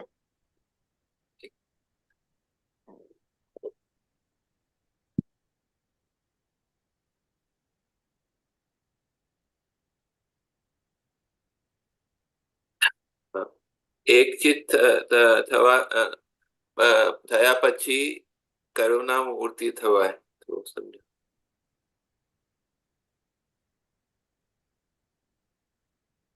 कारुण्य मूर्ति थवा है। આ કારુણ્ય મૂર્તિ થવાય। हाँ, एक चित्त है पची, यानी वो क्या कहना चाहते दादा भगवान कि आपका चित्त जब एक जगह पे एकत्रित हो जाता है, एक चित्त यानी कहीं भी चित्त आपका, समझो दादा भगवान में एक चित्त हो गया तो दादा के सिवाय आपको कुछ दिखाई नहीं दे और दादा ही दिखाई दे। और आपको वो दृष्टि में ऐसी दृष्टि भी मिल जाए कि भाई रिलेटिव और रियल दृष्टि दोनों में आपको बाइफर्केशन हो जाए, तो कारुण्य मूर्ति थवा। कारुण्य मतलब करुणा वाली मूर्ति। करुणा मतलब साक्षात परमात्मा की मूर्ति थवा है, क्योंकि ये मूर्ति का फल स्वरूप है। ये ऐसी मूर्ति कैसे बनती है? कारुण्य मूर्ति यानी हर एक जीव मात्र पे करुणा हो। क्योंकि आपका चित्त किस में चला गया? दादा भगवान में चला गया, लेकिन साक्षात परमात्मा। इसमें जो है वो ऐसा नहीं लिखा है कि दादा भगवान में। इसमें इसमें पता नहीं चल रहा है कि जनरल हाँ, महात्मा के लिए बोला है कि नॉन महात्मा के लिए बोला है, किसके नहीं लिए नहीं, बोला है। ये एक चित्त तो किसी का हो ही नहीं सकता इस धरती पे। एक चित्त कब होता है कि जब आपको ऐसा ये ज्ञान मिले। ये अच्छा, बाहर की बात ही नहीं है। बाहर जगत में तो एक चित्त होता ही नहीं है। बाहर जगत में तो उसका चित्त आखा दिन भटकता रहता है। वो उसको भगवान ही नहीं मिलता है, नहीं दिखाई देता है। और वो उसको वो दृष्टि नहीं मिली है, दिव्य चक्षु नहीं मिला है, तो वो कहाँ से एक चित्त हो सकेगा? कारुण्य एक मूर्ति का क्या अर्थ होता है? कारुण्य मूर्ति यानी करुणा वाली। करुणा के ये जीव मात्र के ऊपर करुणा दिखाई दे कि भाई ये सब कैसे करके जीव सब जो भटक रहे हैं इस धरती पे, जो पूरे अथड़ा रहे हैं दुनिया में, सब डिसॉल्व हो गए हैं, तो इसको कैसे करके ये मोक्ष में जाए, कैसे करके ये भगवान का प्राप्त करे, कैसे करके ये भगवान के अंदर उनका एक चित्त हो जाए। उसी करुणा होती है। करुणा कारुण्य मूर्ति यानी करुणा वाली मूर्ति बन जाता है, क्योंकि उसको बस एक ही चीज दिखाई देता है कि कैसे करके ये जीव सब मोक्ष में जाए, कैसे करे ये उनके सब जीव अंदर भगवान को भाव प्राप्त करे। वैसा वैसा उनके अंदर वो भाव रहता है, ऐसा ऐसा बोल रहे हैं। वो नहीं एक मतलब प्रकार का ये, भाव। हाँ, ये उसके अंदर भाव रहता है। जैसे दादा भगवान क्या बोलते थे कि भाई अभी आप किसी भी महात्मा को पूछो तो भाई उनके अंदर क्या है, उनके अंदर कौन सा भाव अभी रहता है। तो भाई ये सब लोग जो भटक रहे हैं तो उसको करुणा ऐसा आती है कि भाई ये कैसे जो भटक रहे हैं उसको दादा भगवान का कनेक्शन मिले, ये सब मोक्ष मार्ग पे चले, उनको कैसे करके दादा का ज्ञान मिले, ऐसा उसके ऊपर अंदर करुणा होती है। करुणा होती है तो वो करुणा मूर्ति बन जाती है। जब तक वो उसका पूरा मन वचन का वो स्वरूप बन जाता है, उसके अंदर से उसका वर्तन ऐसा हो जाएगा, उसका वाणी ऐसा निकलेगा, उसका वाणी वर्तन विनय सब करुणा जैसा कारुणा मूर्ति बन जाएगा। तो दादा भगवान कौन थे? कारुण्य मूर्ति थे, क्योंकि उनका चित्त कहाँ पर एकत्रित हुआ था? पूरे आत्मा के अंदर, स्व के अंदर। 24 घंटा दादा अपने स्व के अंदर रहते थे, तभी वो कारुण्य मूर्ति बने। फिर आगे कहते પોતાનું સુખ નું નહીં પણ સામાન ही अड़चन છે તે તેજ રહ્યા કરે ત્યાંથી કરુણ્યતાની શરૂઆત થાય અમને નાનપણથી જ સામાન્ય અડચણની પડેલી પોતાની માટે વિચારે ન આવે તે કારુણ્યતા કહેવાય તેનાથી જ જ્ઞાન પ્રગટ થાય ये जो है हाँ बताया कि जो है कि પોતાનું સુખ નહીં પણ સામાન્ય અડચણ કેમ કરીને દૂર થાય ત્યાંથી કરુણ્યતાની शुरुआत शुरुआत हाँ। થાય हाँ, हाँ, वो बता तो ये बहुत अच्छी चीज है, ये हमने दादा को ऑब्जर्व किया होल लाइफ कि खुद के सुख की उनको कभी परवाह नहीं थी। दिन को अगर 2-2:30 बजे कोई व्यक्ति दादा के पास आ गया रूम में, और दादा भगवान ऐसे थोड़े लेटे हुए थे, तो एक झटका मार के उठ जाते थे, आओ आओ आओ सेठ आओ आओ। अरे हम बोले कि अभी 2:30-3 बजे का टाइम हो, वो किसी गांव से आया हो, कहीं से अभी आया हो, उसको पता भी न हो, और वैसा कि दादा भगवान का तो 24 घंटा द्वार खुला रहता था, दरवाजा कभी बंद ही नहीं होता था। तो कितनी बार तो दादा को पता होता था कि ये कोई आदमी आज आने वाला है। कितनी बार तो ऐसा होता था कि हमको बोलते थे जा नीचे जाके कोई बैठा है, वो दादा के दर्शन करने को आया, तुम जाके उसको बुला के ला। अरे हम विचार करते थे ना, मेरे को दिखाई देता है। और कितनी बार तो ऐसा भी होता था, तो जहां पर दादा भगवान रहते थे, तो उधर रसिक भाई के सबसे पहला द्वार होता था, रसिक भाई का घर आता था, उसके बाद उसके ऊपर 3rd फ्लोर पे दादा भगवान रहते थे। तो उधर से ऊपर जाने के पहले रसिक भाई को मिलना होता था, तो रसिक भाई पहले ही बोलते थे दादा भगवान अभी आराम में बैठे, अभी तुम नहीं जाओ, और तुम जाके थोड़ा इधर आराम से बैठो, जब दादा उठेंगे 4 बजे तब तुम आना। तो दादा भगवान को तो वो आर पार देखते थे, ब्रह्मांड के स्वामी थे, भगवान थे, साक्षात परमात्मा, तो उनको दिखाई नहीं देगा कि नीचे कौन आए। तो हमको नहीं पता चलता था, हम तो धीरे धीरे दादा भगवान को पहचानना शुरू किया। पर पहले से ही दादा भगवान साक्षात परमात्मा थे, पर ऐसे एविडेंस बनने लगे तो धीरे धीरे हमको पता चलने लगा। तो दादा ने बोला कि जा नीचे जाके देख के आओ, उधर कोई बैठा है, वो उनको ऊपर लेके आओ। फिर हम नीचे जाते थे तो देखो हस्बैंड वाइफ और कोई राजकोट से आए हुए हो, कहीं कहाँ से, कि हम दादा भगवान का दर्शन करने को आए हैं। तो मैंने बोला चलो चलो दादा भगवान ने आपको बुलाया है। उनको भी पता नहीं ने कि भाई 2:30 बजे 3 बजे कोई कोई आराम करता होगा, उनको तो ऐसा कि दादा का कभी भी दर्शन हो सकता है। तो वो क्या था, वो खुद के सुख की, उसको नींद की परवाह नहीं रहती थी दादा भगवान को। मेरा मेरा सुख क्या है, वो 24 घंटा पूरा लाइफ दादा ने नहीं देखा। फिर चाहे सुबह हो, सुबह को 6:30 से लेकर रात को 11:30-12 बजे तक, दिन रात अपने पुत्रों को सिखाने का, सब महात्मा को सिखाने का, 24 घंटा सबकी विधियां करने का। तो उधर खुद का सुख इन्होंने एक पल के लिए, पुद्गल के लिए, कि मुझे आराम मिले, मुझे सुख मिले, उधर उनका चित्त ही नहीं होता था। लेकिन सामने वाले को कुछ भी अड़चन ना हो, कुछ भी तकलीफ ना हो, वहां तक दादा का करुणा रहती थी, कि दादा की करुणा की शुरुआत होती थी कि सामने वाले को कोई तकलीफ नहीं हो। वहां से पता तो चलता कि सामने वाले को तकलीफ क्यों है ऐसा ऐसा रहे तो फिर उसकी शुरुआत होती है मतलब शुरुआत क्यों मतलब होती है कारुण्यता, शुरुआत कारुण्यता के कोई जैसी तैसी चीज नहीं है। कारुण्यता हाँ मतलब क्या, कि करुणा से भरा हुआ पूरा उनका मन वचन का पूरा अंतस्करण। करुणा मतलब चारों तरफ से करुणा बह रही हो कि इन जीव का कैसे कल्याण हो। वहां से शुरू उसमें बताया कि वहां से शुरुआत होती है बात होती है कि किसी भी जीव को अड़चन नहीं हो, ऐसा खाली जहां से भाव प्रकट होता है, विचार आता है, वहां से कारुण्यता की शुरुआत हो जाती है। अच्छा ऐसा ओके हाँ, हमने नानपणથી જ सामान्य अड़चन नहीं पड़ेली, जब से वो छोटे थे तब से ही दादा भगवान को एक ही लक्ष्य रहता था कि मेरे मन वचन का ऐसे सामने वाले को कैसा सुख हो, मेरे पड़ोसी को कैसा सुख हो। कोई पैसा लेने को आता था तो दादा भगवान उनको पैसे की हेल्प करते थे, कोई दादा से सलाह लेने को आता था तो दादा से सलाह लेते थे कि दादा ये मैं धंधा कैसे करूं। सबको दिन रात उनको ऐसा ही रहता था कि मैं किस तरह से सामने वाले को हेल्प करूं, और उसको किसी भी तरह से, मैं जहां पर रहता हूं पड़ोस वालों को अड़चन नहीं हो, किसी जीव जीव मात्र को दुख नहीं हो, हीराबा को तकलीफ नहीं हो, मेरी माँ को तकलीफ नहीं हो, मेरे फादर को तकलीफ हो। दिन रात उनका लक्ष्य ये रहता था कि किसी भी जीव को मेरी वजह से तकलीफ ना हो। और महात्मा को भी पोतानी रहती है माटे कारुण्य जी। महात्मा को भी रहती है कारुण्यता हाँ, उनके तो महात्मा दादा की जहां से दादा का टच हुआ, होना शुरू हुआ, वहां से उस जीव का, वो भी दादा के भगवान जैसा ही बनता जाएगा। किसी को 40%, किसी को 50%, 60% शुरुआत हो जाती है। क्योंकि दादा के विज्ञान को, जो दादा भगवान जिस विज्ञान में रहते थे, वो ही हूबहू ज्ञान दादा ने हमको दिया है। वही मोक्ष मार्ग दिया, वही शुद्धात्मा का लक्ष्य दिया है। लेकिन हमारे पिछले भाव, जो पिछले कर्म का जो बोझा है, उसकी वजह से वो पूरा 100% दादा की तरह वो हमको सुख नहीं प्रकट होता है।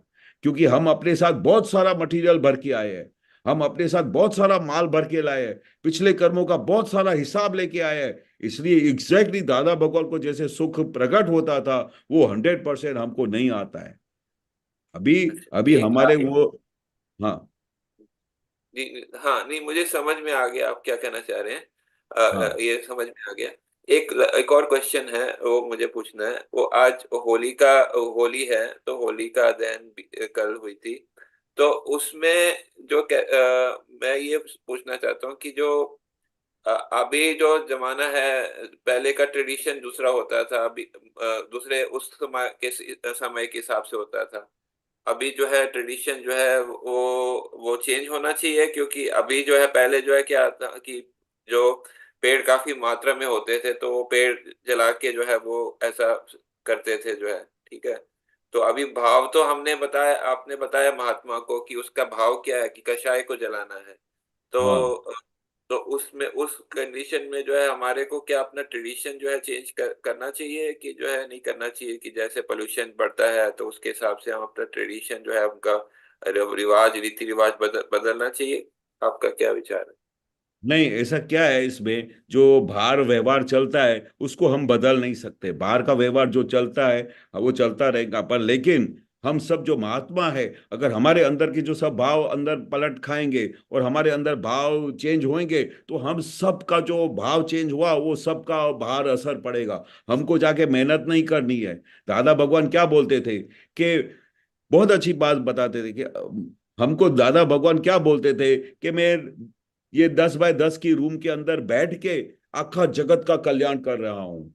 आप इमेजिन करो, 10 बाय 10 का रूम होता पोल्यूशन था करते जब। हैं तो उससे उससे क्या दूसरे को दुख, दूसरे जीवों को दुख नहीं पहुंचता है? पहुंचता है, पर आपके कहने से कोई करेगा? वो कैसे, क्या बोलते, जैसे रावण को जलाते थे सब लोग। तो दादा भगवान क्या बोलते, आज तक वो प्रथा बंद हो रही है। दादा भगवान बोलते वो कितने धनुर्धारी थे, कितने विद्यामान थे। पर हम सबका भाव, हम सबके महात्माओं का भाव एक दिन सब पलटा खाएगा, ये धीरे धीरे सब चेंज हो जाएगा।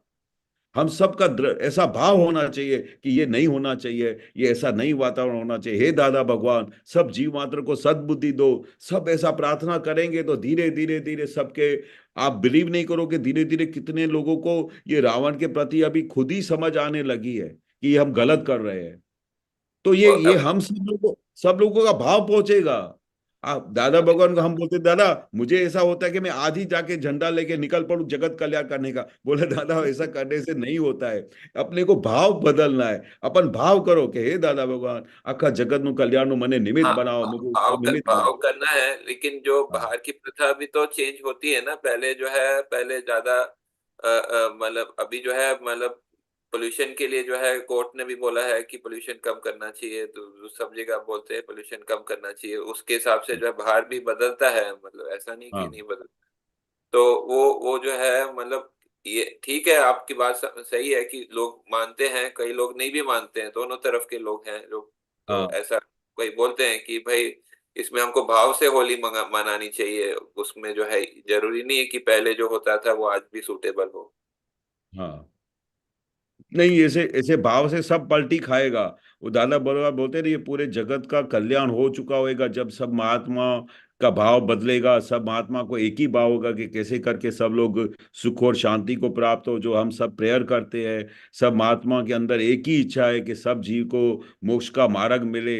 तो ये जो सबकी भावना है, तो जैसे ही उनकी अंदर से भावना पहुंचेगी सब महात्माओं की, तो ये सब, और दादा भगवान और देवी देवताओं, तीर्थंकर भगवान, सब सूक्ष्म रीते ये सब काम कर रहे हैं। हमको बाहर की आंखों से दिखाई नहीं देता है। आप देखोगे, मैं जिन जिन लोगों से मिलता हूं तो आज आज की तारीख में खाली 2 मिनट बात करते हैं तो बोलते दादा की बात समझ में आ गई। कितने बोलते कि मैं कब से ये सुन रहा हूँ, कितने बोलते कि ये मैं बात मेरे को बहुत दिनों से ऐसा लगते थे कि मैं ये हम गलत कर रहे हैं। तो ऐसे जब लोग मिलते हैं तो उसमें से पता चलता है। पहले तो ऐसे लोग मिलते थे कि भाई वो स्ट्रिक्ट थे, भाई ये ऐसा ही होना चाहिए, ये बात गलत है, ये वैसी है। पर अभी धीरे धीरे सब मटेरियल सामने हमारे पास कैसे आ रहा है, जैसे तैयार मटेरियल मिल रहा है।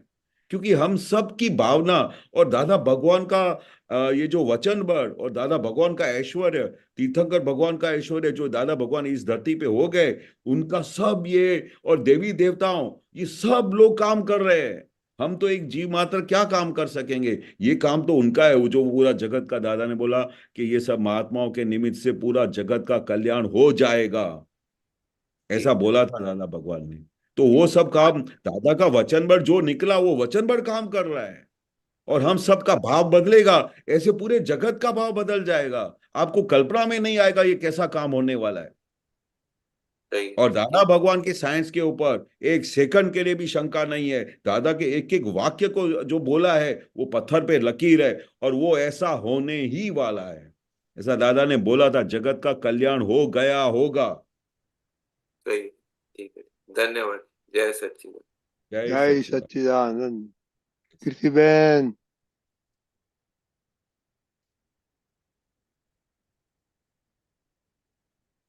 Jai Sachidanand, can you hear me, please? हाँ, जय सच्चिदानंद। રજનીકાંતભાઈ, મેં તમને એક સૂત્ર મોકલ્યું છે. આ મૂક્યું ને, મૂક્યું મેં. ગુડ ગુડ ગુડ ગુડ, સરસ સરસ. જય સચ્ચિદાનંદ કેશવાનંદજી, જય સચ્ચિદાનंद सर्वे माओने. जरा आप समझाओ, मंद कषाय का धर्म कहा गया है और कषाय रहित को ज्ञान कहा गया है. धर्म से यदि कषाय मंद नहीं हुए, या तो धर्म गलत है या फिर तुम गलत हो. धर्म तो वितरागों का है, उसे गलत कैसे कहा जाए? सो मंद कषाय અને રેગ્યુલર કષાય, વોટ ઇઝ મંદ કષાય અને મંદ કષાય રેગ્યુલર, આઈ ડોન્ટ નો. મંદ કષાયમાં શું આવે અને કષાય રહિત આગળ મંદ આપ કષાય સમજાવો ને મતલબ પ્લીઝ, મંદ ગુજરાતીમાં કષાય પ્લીઝ, ગુજરાતી. મંદ કષાય કેવા કે ભાઈ જે બધાને બહુ હરકત કરતા નહીં હોય, મંદ કષાય એટલે એમને એટલું બી કષાય હોય કે ભાઈ કેમ આ મારો છોકરો છે કે ભાઈ આ દાદા ભગવાનને કેમ નથી માનતો, પણ એ મંદ કષાય છે. એ કષાય એવો નથી કે તને હું મારીશ, તને હું અહીંયાથી ઘરમાંથી બહાર કાઢી મૂકીશ, પણ એનો કષાય કેવો છે કે આ દાદા ભગવાનને માને, એના માટે એ કષાય કરે છે, એટલે મંદ કષાય કહેવાય. પણ કષાય તો ખરા, કષાય તો ખરા. તારે એટલી બધી છોકરાઓને ગુસ્સે થવાની જરૂર નથી, એટલું બધું મારવાની શું જરૂર છે કે તું દાદા પાસે નથી આવતો. પણ એ મધર ફાધરનો જે ફરજ છે એ ધર્મ કહેવાય. એમનો ધર્મ છે કે છોકરાઓને કરેક્ટ રાહ પર લઈ જાય, તારે સ્કૂલમાં જવું જોઈએ, ભણાવવું જોઈએ. એ બધા મંદ કષાય છે, એ બહુ હરકત કરતા નથી. પણ કષાય રહિત કહો, કષાય રહિત એટલે ગમે તે પેલું ઊંધું કરતું હોય ને છોકરો, પણ એમને તો જ્ઞાનીઓને અને મહાત્માઓને કેવું દેખાય કે ભલે આ કેવું બી કરે છે, પણ આપણે દાદાને પ્રાર્થના કરીએ કે હે દાદા ભગવાન, આ છોકરાને સાચી સમજણ આપો અને એ આ માર્ગ ઉપર ચડી જાય. આને શું કહેવાય કે તમને દેખાય છે કે ઊંધું કરી રહ્યો છે, તેમ છતાંય તમને કશાય નથી થતા, એટલે તમારી કેવી દશા થઈ? કશાય રહિત દશા થઈ. એક પણ પ્રકારનું કશાય ઊભું થતું નથી, ભલે એ ઊંધું કરે છે તમારો છોકરો. ખ્યાલ આવ્યો? તો એને ઘણી જ્ઞાન વખત કહ્યું. એટલે હું મારી વાત કરું કે આપ જે બોલ્યા કે મંદ કશાય તમે આમાં સાંભળે, આપ ફોલો કરે, એવું અંદર નજીક વાળા માટે હોય તમને, પણ પછી એ ના હોય તો પછી એ મંદ કશાયમાં કહેવાય, કેમ કે સ્ટીલ તમને અંદર ખૂંચે કે આ લોકો વાયર નહીં સાંભળતા, કેમ નથી સાંભળતા, કેમ સમજવા એમને, કેમ એટલે એ મંદ કશાયમાં આવ્યા કહેવાય અમે? ભલે મંદ કશાયમાં આવ્યા, પણ એમનું હેતુ શું છે કે ભાઈ મારે એને મારવું જ જોઈએ, આ નાલાયક છે, આ બધું ઊંધું કરે છે, એવા તમને ભાવ નથી થતા. બરાબર, એવા તમને ભાવ નથી થતા, આ નાલાયક જ છે, એને મારવું જોઈએ, આમ કરવું જોઈએ. પણ તમે શા માટે એમને કહો છો? કારણ કે તમારું આ ધર્મ છે. છોકરાઓને પ્રોપર ગાઈડન્સ આપવું, છોકરાઓને બરોબર ડાયરેક્શનમાં લઈ જવું, એ તમારો ધર્મ છે. એમને Oh, કરેક્ટ ડાયરેક્શન આપવું, એ એટલા માટે કહો કે આ ધર્મ કહેવાય. એટલે તમે સારું ધર્મ કરો છો, એમ નહીં કરો. પણ એ કેવું છે કે કશાય ખરા, પણ જ્ઞાનીઓને કેવું હોય કે ગમે તેવું એને એવું બધું ના હોય, એમને એટલું બધું ના હોય. અને અમારા સપોઝ બાપુજી હતા, એ આવીને કહેતા હતા કે દાદા, તમે એમને આટલું બધું જ્ઞાન આપ્યું છે, આટલી બધી સમજણ આપી છે, તોય તો આખો દિવસ આ છોકરાઓ તો બરોબર કામ કરતા નથી, મારી વાત તો હા. સાંભળતા નથી, આમ કરતા નથી. હમ. તો એ હા. શું કહેવાય? કારણ હા. કે એમને તો કહેવાય કે ભાઈ આ કશાય કરે છે, પણ એમની સારા માટે કરે છે, કે એ ધર્મ રસ્તે ચાલે, દાદા પાસે આવે, આ બધું કરે છે તો બરોબર છે. પણ એમને કશાય થવા નહીં, બિલકુલ કશાય, ગમે તે એવું કરતું હોય, પણ કશાય રહી દશા હોય તો એ કેવી દશા કહેવાય? જ્ઞાનથી. દાદા ભગવાન અમને બધા, અમે આપતા પુત્રો હતા, બધા મહાત્માઓ હતા, પણ અમારા માટે અમને કોઈ દિવસે દાદાને જોયેલા નહીં કે કશાય કર્યા હોય. હા. આ કઈ ટાઈમ છે આવવાનો? હમ. બપોરે 2:30 વાગે આવવાનો ટાઈમ છે? તમે આટલા દિવસથી સત્સંગમાં કેમ નથી આવતા? Okay. કોઈ દિવસે કશાય નહીં કર્યા. પણ બહારના ગુરુઓ પાસે તમે જાઓ તો તમે એમના કયા પ્રમાણે, જ્યારે દાદા દાખલો આપતા હતા કે ગુરુજીનું કઈ બુક હતું, જે બધા કિતાબો હતા, એ કોઈ એક જગ્યાએ મૂકેલા હતા, તો એના શિષ્ય ક્યાં મૂકી દીધા, તે મળતા નહોતા, તો એના પર બહુ કશાય કર્યા. Oh. એટલે કેટલા કશાય કર્યા કે પેલો શિષ્ય ત્યાંથી ભાગી ગયો કે ભાઈ આવા ગુરુ પાસે મારે રહેવું જ નથી. આટલો બધો ગુસ્સે કરાતું હશે? હમ. એટલે બહાર કેવું છે, કશાય રહિત તો દશા હોય જ નહીં બહાર. પણ આ દાદા શું કે છે કે જ્યારે આપણા મહાત્માઓને, જ્ઞાની પુરુષને કેવી દશા હતી? કશાય રહિત દશા હતી. એક કશાય ઉભો ના થાય. એટલે એક હમ. કશાય ઉભો ના થાય ત્યારે જ્ઞાન કહેવામાં આવે છે. ત્યાં સુધી કોઈ જ્ઞાન પામ્યા નથી તમે. પણ ખ્યાલ પણ આવ્યો? એ રાગ કહેવાય, લાગણી કહેવાય, લાઈક તમને એવું થાય હા. ભણવામાં કે એ લોકોનું ધર્મ બાબતમાં શીખે, એટલે હા. તમને એ તમારા માટે એ લાગણી કહેવાય. આઈ મીન ઇટ્સ મોર રાગ દ્વેષ કહેવાય, રાગ રાગ દ્વેષ દ્વેષ. કહેવાય ને. હા. એટલે હા, પણ મંદમાં. જ્ઞાનીઓને કેવું હોય, એમને કરુણા હોય.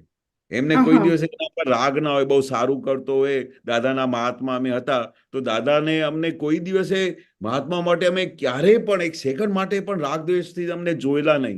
કોઈ દિવસે અમારા પર દ્વેષ કરેલું નહીં, કોઈ દિવસે રાગ કરેલું નહીં. તમે આજે મહિના સુધી રોજે દાદા પાસે આવતા હો અને પછી અચાનક ગાયબ થઈ જાઓ, તો દાદા અહીંયા એવું કરીને પેલું એ ના કરે કે આ ક્યાં જતો રહ્યો. Oh, okay.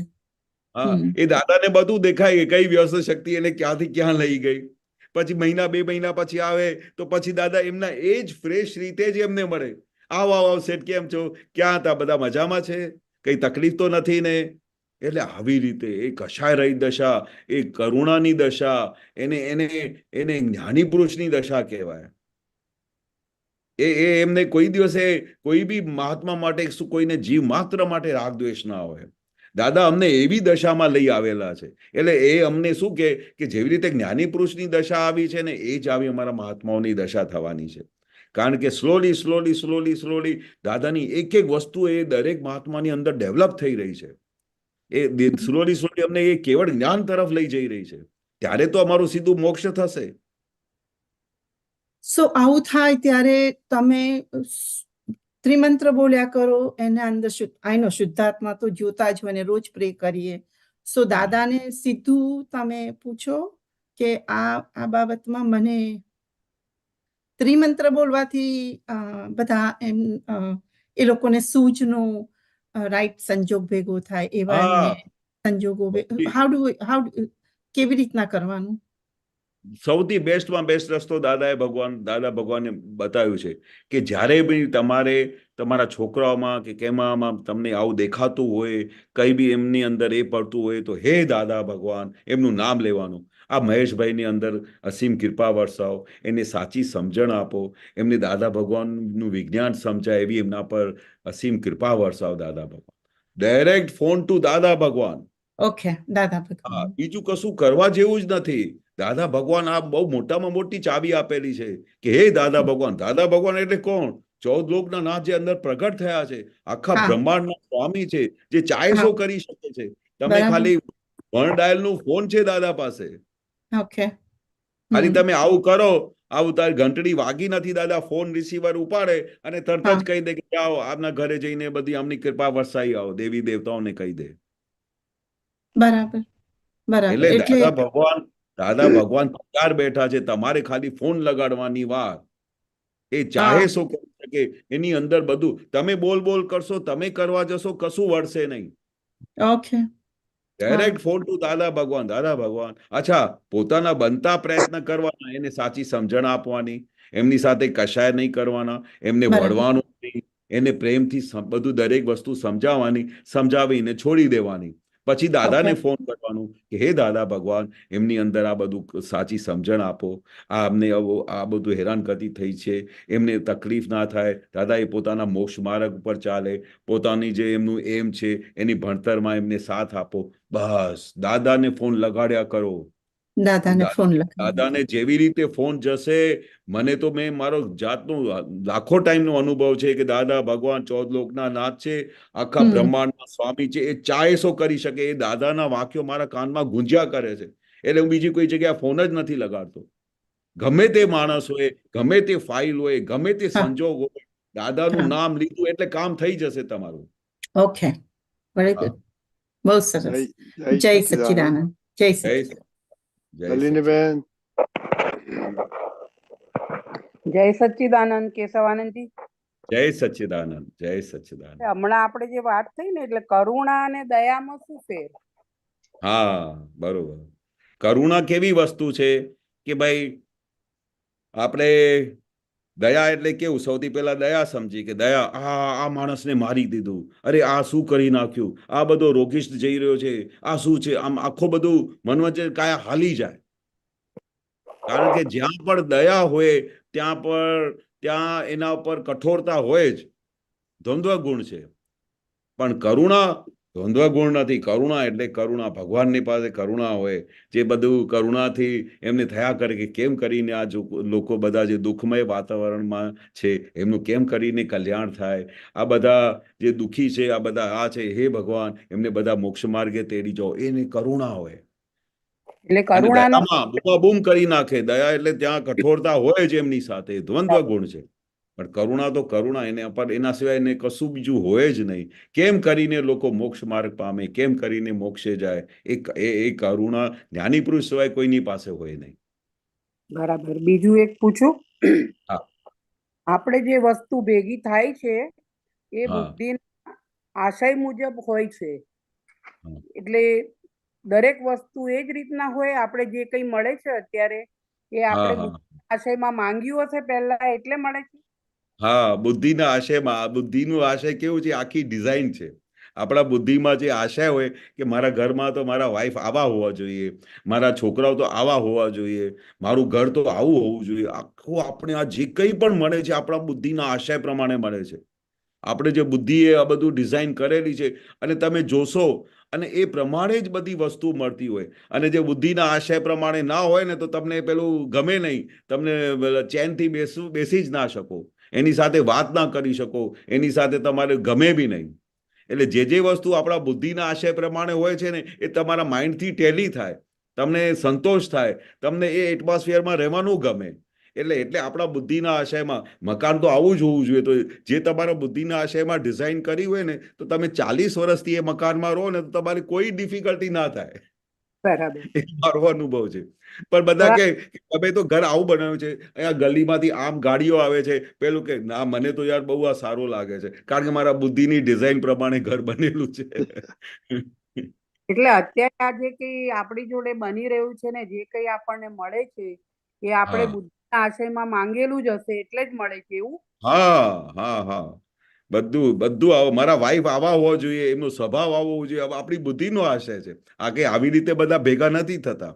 આપણી ડિઝાઇન પ્રમાણે હુબહુ જે ડિઝાઇન છે ને એ જ પ્રમાણે હોય તો જ એમની સાથે રહી શકે આટલા વર્ષ. નહીં તો રહી બી ના શકે. હજી એક પૂછું. હા. કોઈને ખોટો કયો તે પોતાના આત્મા પર ધૂળ નાખ્યા બરાબર છે. હા, બહુ મોટી વસ્તુ છે. આપણે તો વાતમાં સામાવાળાને ખોટા કહી દઈએ છે. હા, એ દાદાએ બહુ મોટી વસ્તુ કહી. અમને સામેવાળાને ખોટું સાબિત કરવું અને ખોટું બોલવું એટલે આમ જાણે કે બહુ ગુના જેવું લાગે. કોઈ દિવસે અમે દાદા ભગવાનને ગમે તે વસ્તુ કરતો હોય ને તોય બી અમે દાદા ભગવાનને જોયેલું નહીં કે આ તું ખોટું કરે છે, આ સત્સંગમાં આવી રીતે અવાતું હશે, આ કઈ ટાઈમ છે, બધાને ડિસ્ટર્બ કરે છે. પણ આ 6-7 વખત એક દાખલો આપું તમને, કોઈ દિવસે ખોટું નહીં કર્યું. અમારા ભાઈ હતા ને, મારા મોટા ભાઈ, દાદા પાસેનું બહુ એમને પેલું એ બહુ કે દાદા ભગવાનને એટલે છોડે જ નહીં, એટલે જાણે કે દાદા ભગવાન મારી કોઈ જાગીર હોય ને એવી રીતે માનતા હતા કે મેં દાદા ભગવાનને ખોડી કાઢ્યા છે, એટલે બહુ એમને દાદા માટે એવું. તો એ થોડા બિંદાસ થઈ ગયેલા. તો સત્સંગ ચાલતું હતું તો એ શું કરે કે એક દાદાના જે મામાની પોળમાં મકાન હતું ને, એક સોફા હતું આટલું નાનું, અને જ્યાં તે વચ્ચે દાદા બેસતા હતા અને સાઈડમાં પલંગ હતું જ્યાં દાદા સુઈ જતા હતા. તો સવારે સત્સંગનો ટાઈમ હોય ને તો દાદા જે બધા બુઝુર્ગ લોકો હતા, જે ઘરડા લોકો હતા, જે નીચે બેસી નહીં શકતા હતા, તે 8-6-7 જણા તે એમને કહેતા હતા કે તમે પલંગ પર બેસો. જો કે દાદાની હાજરીમાં કોઈ પલંગ પર બેસતા નહોતા, પણ જે બેસી ના શકે જમીન ઉપર, અને આટલું નાનું રૂમ 10x10નું, અને સવારના પોળમાં દાદાના દર્શન માટે સત્સંગ માટે આવે, તો એમને એવું થાય કે એ લોકોને દાદા બધાની કાળજી બહુ રાખતા હતા. એક નહીં, ઘરડો છે તો એને આવી રીતે બેસવાનું, તમારે બધાને યંગસ્ટરને અહીંયા બેસવાનું, જમીન પર બેસવાનું, આવું બધું કરીને બેસતા હતા. અને રાજેન્દ્રભાઈ તો આમ 16-17 વર્ષના જવાન હતા. તો એ શું કરે, જેવી રીતે સત્સંગમાં આવે તો સીધું આવીને તે જે બધા ઘરડા લોકો હતા એની પાછળ જઈને પલંગ પર જઈને બેસી જતા હતા, કારણ કે હોલ બધું ભરાઈ જતું હતું. અને થોડું પાછળથી આવે તો શું કરે, પલંગ પર હજુ થોડી જગ્યા છે તો સીધા જઈને પલંગ પર બેસી જતા હતા. તો દાદા છેલ્લા 5-6 દિવસથી બધું ઓબ્ઝર્વ કરે, પણ દાદાને એવું કે આજે નહીં તો બધું, ભાઈ દાદાને ઓબ્ઝર્વેશન બધું હોય કે આ શું કરે છે, આ શું કરે, બધું, પણ બોલે નહીં. એટલે એની હું રહસ્ય બતાડું છું. તો પછી જયારે દાદાએ જોયું કે આ તો બધું એને ખબર જ નથી પડતી કે આ શું કરી રહ્યો છે, તો પછી શું કર્યું કે જ્યારે સત્સંગ 10-11 વાગે પૂરું થયું ને તો એમને બધા સત્સંગથી ઉઠી જતા હતા, તો કહ્યું કે રાજેન્દ્રભાઈ જરા ઊભા રહેજો ને, જરા વાત કરવી છે. તો રાજેન્દ્રભાઈ ખુશ થઈ ગયા કે જાણે કે આજે દાદા ભગવાન મારા પર કઈ કૃપા વરસાવી છે કે બધી કઈ વાત કરવી છે. તો જ્યારે બધા લોકો જતા રહ્યા ત્યારે રાજેન્દ્રભાઈને દાદા ભગવાને પૂછ્યું કે રાજેન્દ્રભાઈ, જો તમે પલંગ પર બેઠા હો અથવા કે નીચે બેસું તો પડવાનું જોખમદારી વધારે ક્યાં આવે? રાજેન્દ્રભાઈ આમ શોક થઈ ગયા, દાદા શું કહેવા માંગે છે? ભાઈ પલંગ પર બેઠા તમે તો સારું પડવાનું કાયમ ચાન્સ, પણ નીચે જમીન પર બેઠા હોય તો પડવાનું તમને કઈ ડર રહે? પડવાનું કઈ ચાન્સ નહીં. તે દિવસથી આજ દિવસ સુધી એને ખબર પડી ગઈ કે દાદા ભગવાન એટલે શું, મારે એના ચરણોમાં જ બેસવાનું, આ વડીલોની બેસવાની જગ્યા છે, એ પણ દાદાની પરમિશન સિવાય બેસતા નથી. તમે કેવી રીતે ઉપર જઈને બેસી જાઓ છો? એટલે ના છૂટકે દાદાને કહેવું પડેલું, કારણ કે પકડાતું નહોતું. બાકી દાદા કે નહીં કોઈને, નહીં તો દાદા કોઈને કે એટલે ટકોર કરે તો એને કઈ આવું થઈ જાય. એ તો બધું દાદા કે અમે જયારે કહીએ ને તો ચારે બાજુથી પ્રોટેક્શન મૂકીએ, ચારે બાજુથી પ્રોટેક્શન મૂકીને પછી કઈ વસ્તુ કે કદાચ પડી ના જાય.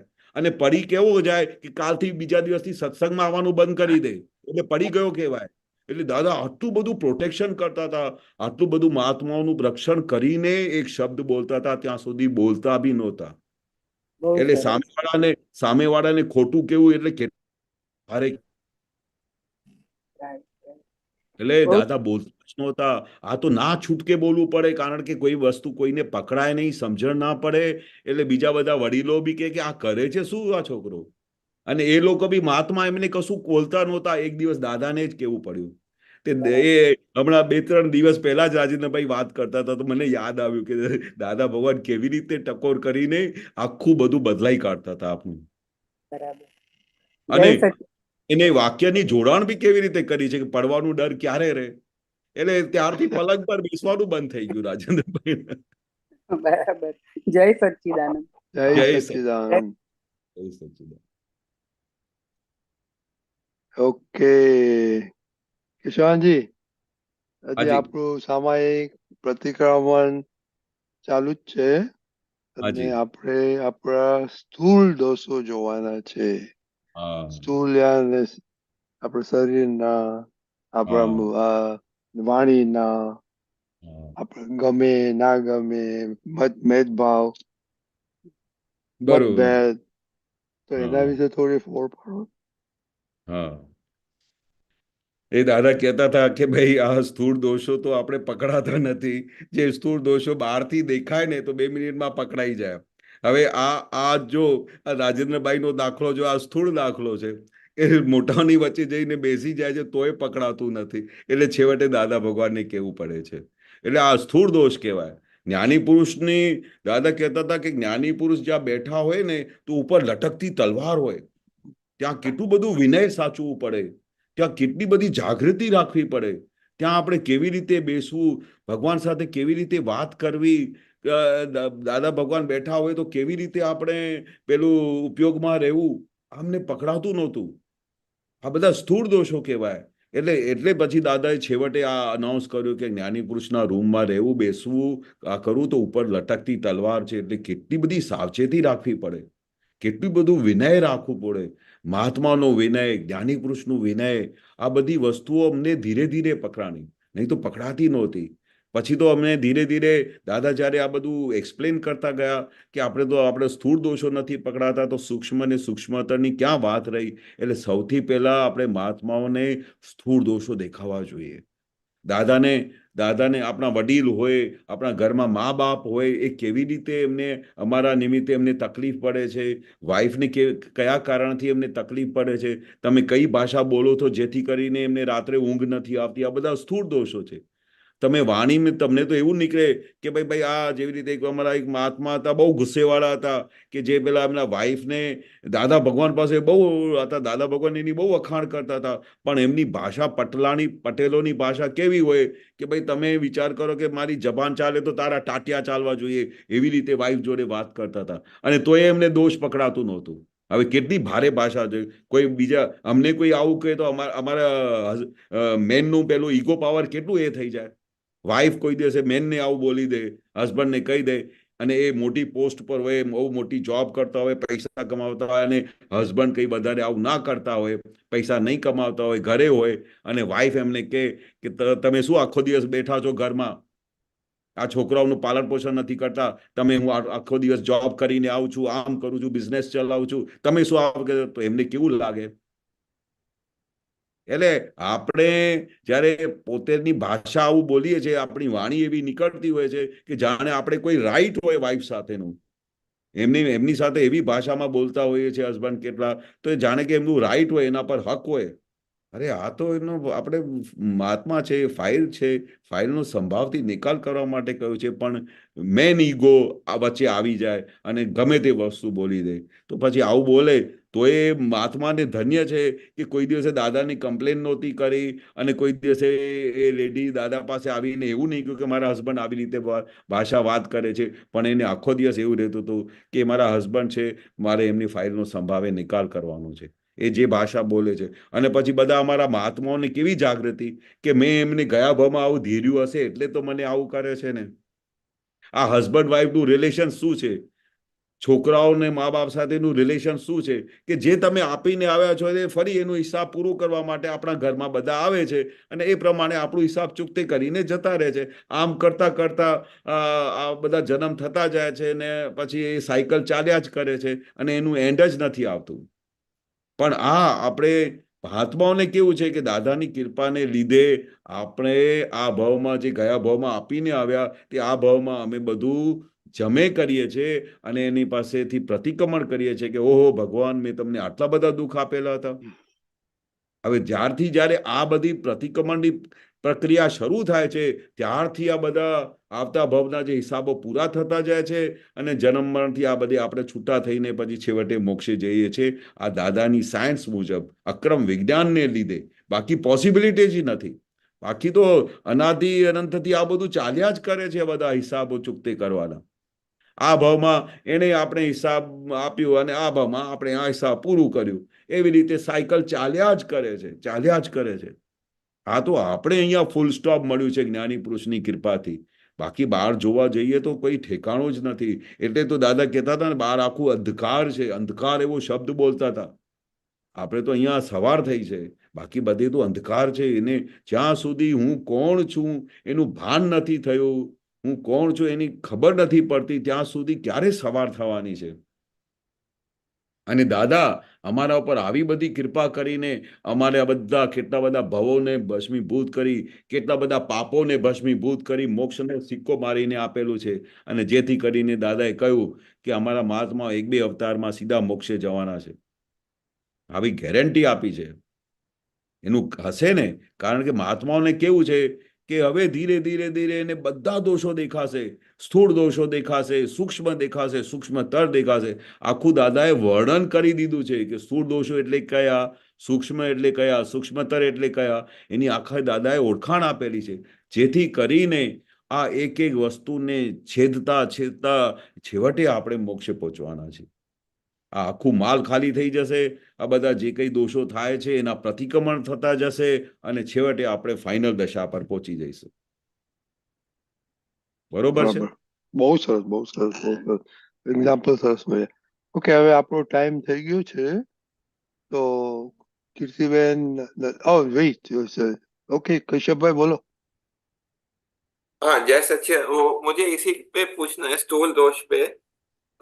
जो ये स्थूल दोष है वो क्या आइसोलेशन में होता है? जब स्थूल दोष होता है तो सूक्ष्म दोष भी अंदर होता ही है ना, जो है ऐसा ऐसा सही है? उसमें मेरे नहीं, को जो स्थूल दोष स्थूल कैसे होते हैं? स्थूल दोष तो कैसे होते हैं कि आपको बाहर से दिखाई देगा, लिटरली। हाँ, जिसमें आपने अभी बताया अविनय का एक बताया और फिर भाषा हाँ का हाँ जो है वो बताया, दो बताया, ठीक है। जैसे हाँ अगर ये जो है नवकल में से लेंगे तो उसमें जो अविनय जो है स्यादवाद वाणी वर्तन नहीं हमारा है, ठीक है, उसमें हाँ अविनय है। हाँ फिर हाँ जो है फिर उसमें अभाव, अभाव क्या, अभाव जो है स्थूल दोष में नहीं आएगा ना, अभाव तो सूक्ष्म दोष में आएगा ना। हाँ, अभाव सूक्ष्म में जाएगा, पर तिरस्कार, तिरस्कार क्या, तू तू इधर से निकल जा, तू मेरे घर में आया कैसे, ये स्थूल दोष है। हम्म। तिरस्कार और करना जो किसी को। हाँ, हाँ तो मतलब उसमें स्थूल दोषों को कैसा देखने का कि आपको 2 मिनट में आंखों के सामने दिखाई देगा, और जो अंदर के जो सूक्ष्म दोष है आपको दिखाई नहीं देगा।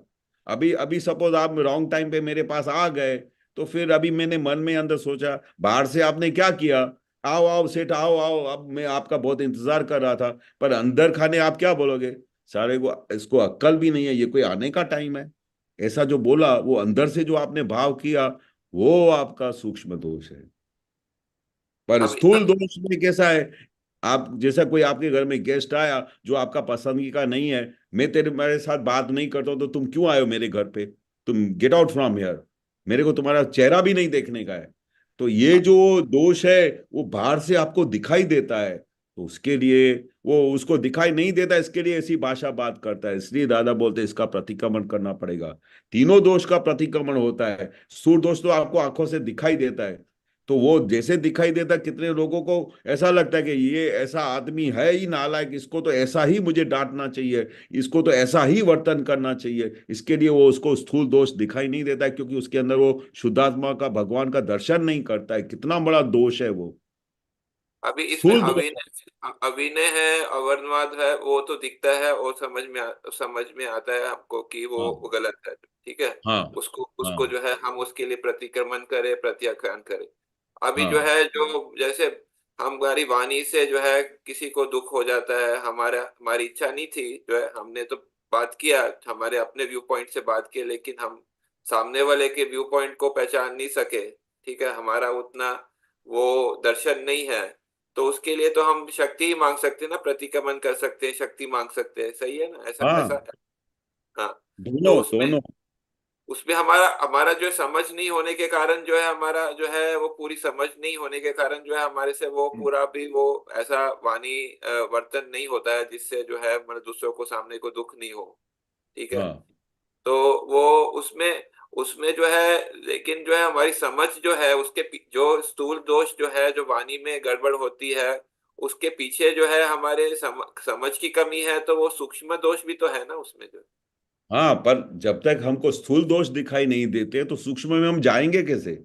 इसलिए तो दादा ने, अभी तो हमारे महात्मा को स्थूल दोष दिखाई नहीं देते, सूक्ष्म तो बात की बात है। सूक्ष्म तो अब सबसे पहले तो दादा बोलते हैं कि स्थूल दोष दिखाई देने चाहिए, तो स्थूल दोष देखेंगे तो उसके बाद ही तो सूक्ष्म में जाएंगे ना, उसके मैं बाद मैं सूक्ष्म में जाएंगे, स्टेप बाय मैं स्टेप काम अपना है। मैं अपना बताना चाहूंगा, ठीक है। जैसे हाँ मेरे को जो है मतलब कई जगह जो है मतलब किसी को कोई दोष नहीं दिखता है तो अंदर जो है कब फिर उसके प्रति नेगेटिव आता है, फिर जो है उसके प्रति जो है मतलब कभी क्रोध आता है, ठीक है। और फिर उसके बाद जो क्रोध बढ़ते बढ़ते जो है फिर वो मतलब वो जो है किसी तरह से वाणी वर्तन में भी आता है, ऐसा ऐसा जो है हुआ। फिर मैंने जो है फोकस किया कि जो है अंदर जो आता है उस टाइम उसको पकड़ो, जो है जो जो मतलब कि जो है कि दोषित दिखता है जो आदमी जो है, ठीक है, तो उस पे हाँ जो है हाँ उधर से काम करो। तो उधर से हम्म, कब जैसे बात ये आप पुत्र ने जो काफी चीजें ऐसे बताया कि उसका ज्ञान कैसे अप्लाई करो कि सामने वाला दोषित हाँ नहीं है। तो वो हाँ थोड़ा थोड़ा करता हूँ तो उससे जो है मतलब जो बाहर का अ, जो वर्तन है, जो एग्रेसिव वर्तन है उसमें भी जो है मतलब वो कमी आया है। मेरा ऐसा ऐसे मैं अनुभव बता रहा हूँ, ठीक है। तो मेरे हाँ को जो है उल्टा उल्टा हुआ कि पहले जो है जो सूक्ष्म समझ अपनी बढ़ाने से वाणी और वर्तन उसमें थोड़ा सा मतलब सुधार होता है। नहीं नहीं, बहुत सही बात है। ये तो हर एक का, जैसे दादा भगवान क्या बोलते हैं कि हर एक का डेवलपमेंट अपना अपना होता है। हर एक, कोई आदमी 260 डिग्री पे, कोई 250 पे, 240 पे है, 230 पे है। तो जितनी जितनी वो डिग्री पे उसका ज्ञान बढ़ता जाता है उतनी उसको डेवलपमेंट अच्छी होती जाती है। हर एक महात्मा को अपने अंदर से ये जो दोष होते हैं, स्थूल सूक्ष्म सूक्ष्मतर, तो अभी तो कितनी स्टेज में आ गए, तो सब लोगों को, महात्मा को भी पता चल गया कि सूक्ष्म दोष, ये तो हमारा स्टेप फर्स्ट चल रहा है, इसलिए हम सिर्फ स्थूल दोष पे बात कर रहे हैं। तो जब सूक्ष्म में आएगा तो सूक्ष्म में बात करेंगे। ये हम उस लेवल पे बात कर रहे हैं जिनको अभी तो स्थूल दोष पकड़ में नहीं आते। बाकी कितने महात्माओं को तो अभी स्थूल सूक्ष्म सब दोष पकड़ में आते हैं, और सूक्ष्मतर की भी तरफ उनकी डेवलपमेंट शुरू हो गई है। तो वो क्या होता है, धीरे धीरे उसको अंदर से पता चलता है। जैसे जैसे अभी कोई नया महात्मा होगा तो उसको स्थूल दोष ही नहीं पकड़ाएगा, फिर उसको सूक्ष्म के पकड़ने में कितना टाइम लगेगा। पर ये तो जिनको दादा भगवान की साइंस पकड़ में आ गई है, दादा का डेवलपमेंट हो रहा है, दादा की कृपा दिन बाय दिन बढ़ती जा रही है, जो दादा भगवान के ज्ञान में और आज्ञा में रहने लगे हैं, तो उसके अंदर ये डेवलपमेंट ऐसा आगे बढ़ रहा है ताकि फुल 100 की स्पीड से सब महात्माओं की गाड़ी चल रही है। उनको सूक्ष्म दोष पकड़ में आ रहा है, सूक्ष्मतर पकड़ में आ रहे हैं। तो वो ये सब क्या है, ये हर एक का खुद का पराक्रम है, खुद की जो उसकी जो पुरुषार्थ है कि वो उस तरफ डायरेक्शन में पहुंचना चाहता है। क्योंकि जो जो अपने अंदर ऐसा एटमॉस्फेयर खड़ा होता है जिसकी वजह से अपने को तकलीफ होती है, दुख होती है, अपना हमारा जो सुख रुक जाता है, वो उसको चैन पड़ने नहीं देता है, तो वो क्या करेगा, अंदर से खोज करेगा कि मेरा सुख क्यों अटक गया है। मुझे आत्मा का इतना जबरदस्त दादा भगवान का ज्ञान मिला है, पूरा आत्मा का पूरा प्राकट्य हो गया है, जिसकी वजह से दुख जैसी कोई चीज नहीं, पर मुझे, मेरे को ये कितने दिनों से मेरा इस वातावरण में कुछ चैन नहीं पड़ रहा है। तो वो क्या करेगा, अंदर खोज करेगा, उसको फिर पता चलेगा, अरे मेरे से तो ये सूक्ष्म दोष हो रहे हैं, मैं दिन रात उसके लिए कषाय कर रहा हूँ, उसके लिए अभाव कर रहा हूँ, उसके लिए ये कर रहा हूँ, अरे दादा भगवान मेरे से गलती हो गई, और फिर प्रतिक्रमण करता हूं कि मैं फिर से ये बात दोष नहीं करूंगा। ये क्या है, प्रोसेस है। पर आपको पकड़ में आ गया तो वो आपको फुल प्रकाश की तरफ लेके जाएगा, आपको नहीं सूक्ष्म सूक्ष्मतर के तरफ, दोषों के तरफ लेके जाएगा। नहीं, ये ऑनलाइन सत्संग से बहुत फायदा हो रहा है, आप कर रहे हैं, हाँ कर रहे हैं, बहुत अच्छा है। बहुत या, अच्छा। जय जो सच। कश्यप भाई केशव आनंद जी ने सही बात किया। ये डेवलपमेंट इज लेकिन अभी अपना कंसंट्रेशन क्या है, to identify all through. Okay, दोस्त सूर दोष। बाद में तो हम भी सोचते हैं, सब सोचते हैं कि ये सूक्ष्म है, पर we are trying to concentrate this, बाद में सूक्ष्म आएगा, वो तो आने हाँ वाले है ही ना, जी फॉर जी। Our observation. ओके, यही जी सच्चिदानंद। अभी जय टाइम सच। हो गया है, तो कश्यप भाई, कीर्ति बहन, नलिनी बहन, प्लीज फॉलो करो त्रिमंत्र। केशव आनंद जी। हाँ। नमो वितरागाय, नमो वीतरागाय, नमो अरिहंताणम, नमो अरिहंताणम, नमो सिद्धाणम, नमो नमो सिद्धाणम, नमो आयरियाणम, नमो आयरियाणम, નમો વજ્જાયાણમ નમો વત્સાયાણમ નમો લોએ સવ સાહુણમ નમો લોય સવ સાહુણમ એસો પંચન મુક્કારો એસો પંચન મુક્કારો સવ પાવપણાસણો સવ પાવપણાસણો મંગલાણમ ચ સવ્વેસિમ મંગલાણમ ચ સવ્વેસિમ પરમમ હવૈ મંગલમ પરમમ હવૈ મંગલમ ઓમ નમો ભગવતે વાસુદેવાય ઓમ નમો ભગવતે વાસુદેવાય ઓમ નમઃ શિવાય ઓમ નમઃ શિવાય જય સચ્ચિદાનંદ જય સચ્ચિદાનંદ જય સચ્ચિદાનંદ મહાત્માઓ. હવે પછીનો પ્રોગ્રામ કાલે સવારના 6:30 વાગે આપણે વિધિમાં મળીશું. જરૂરથી પધારજો.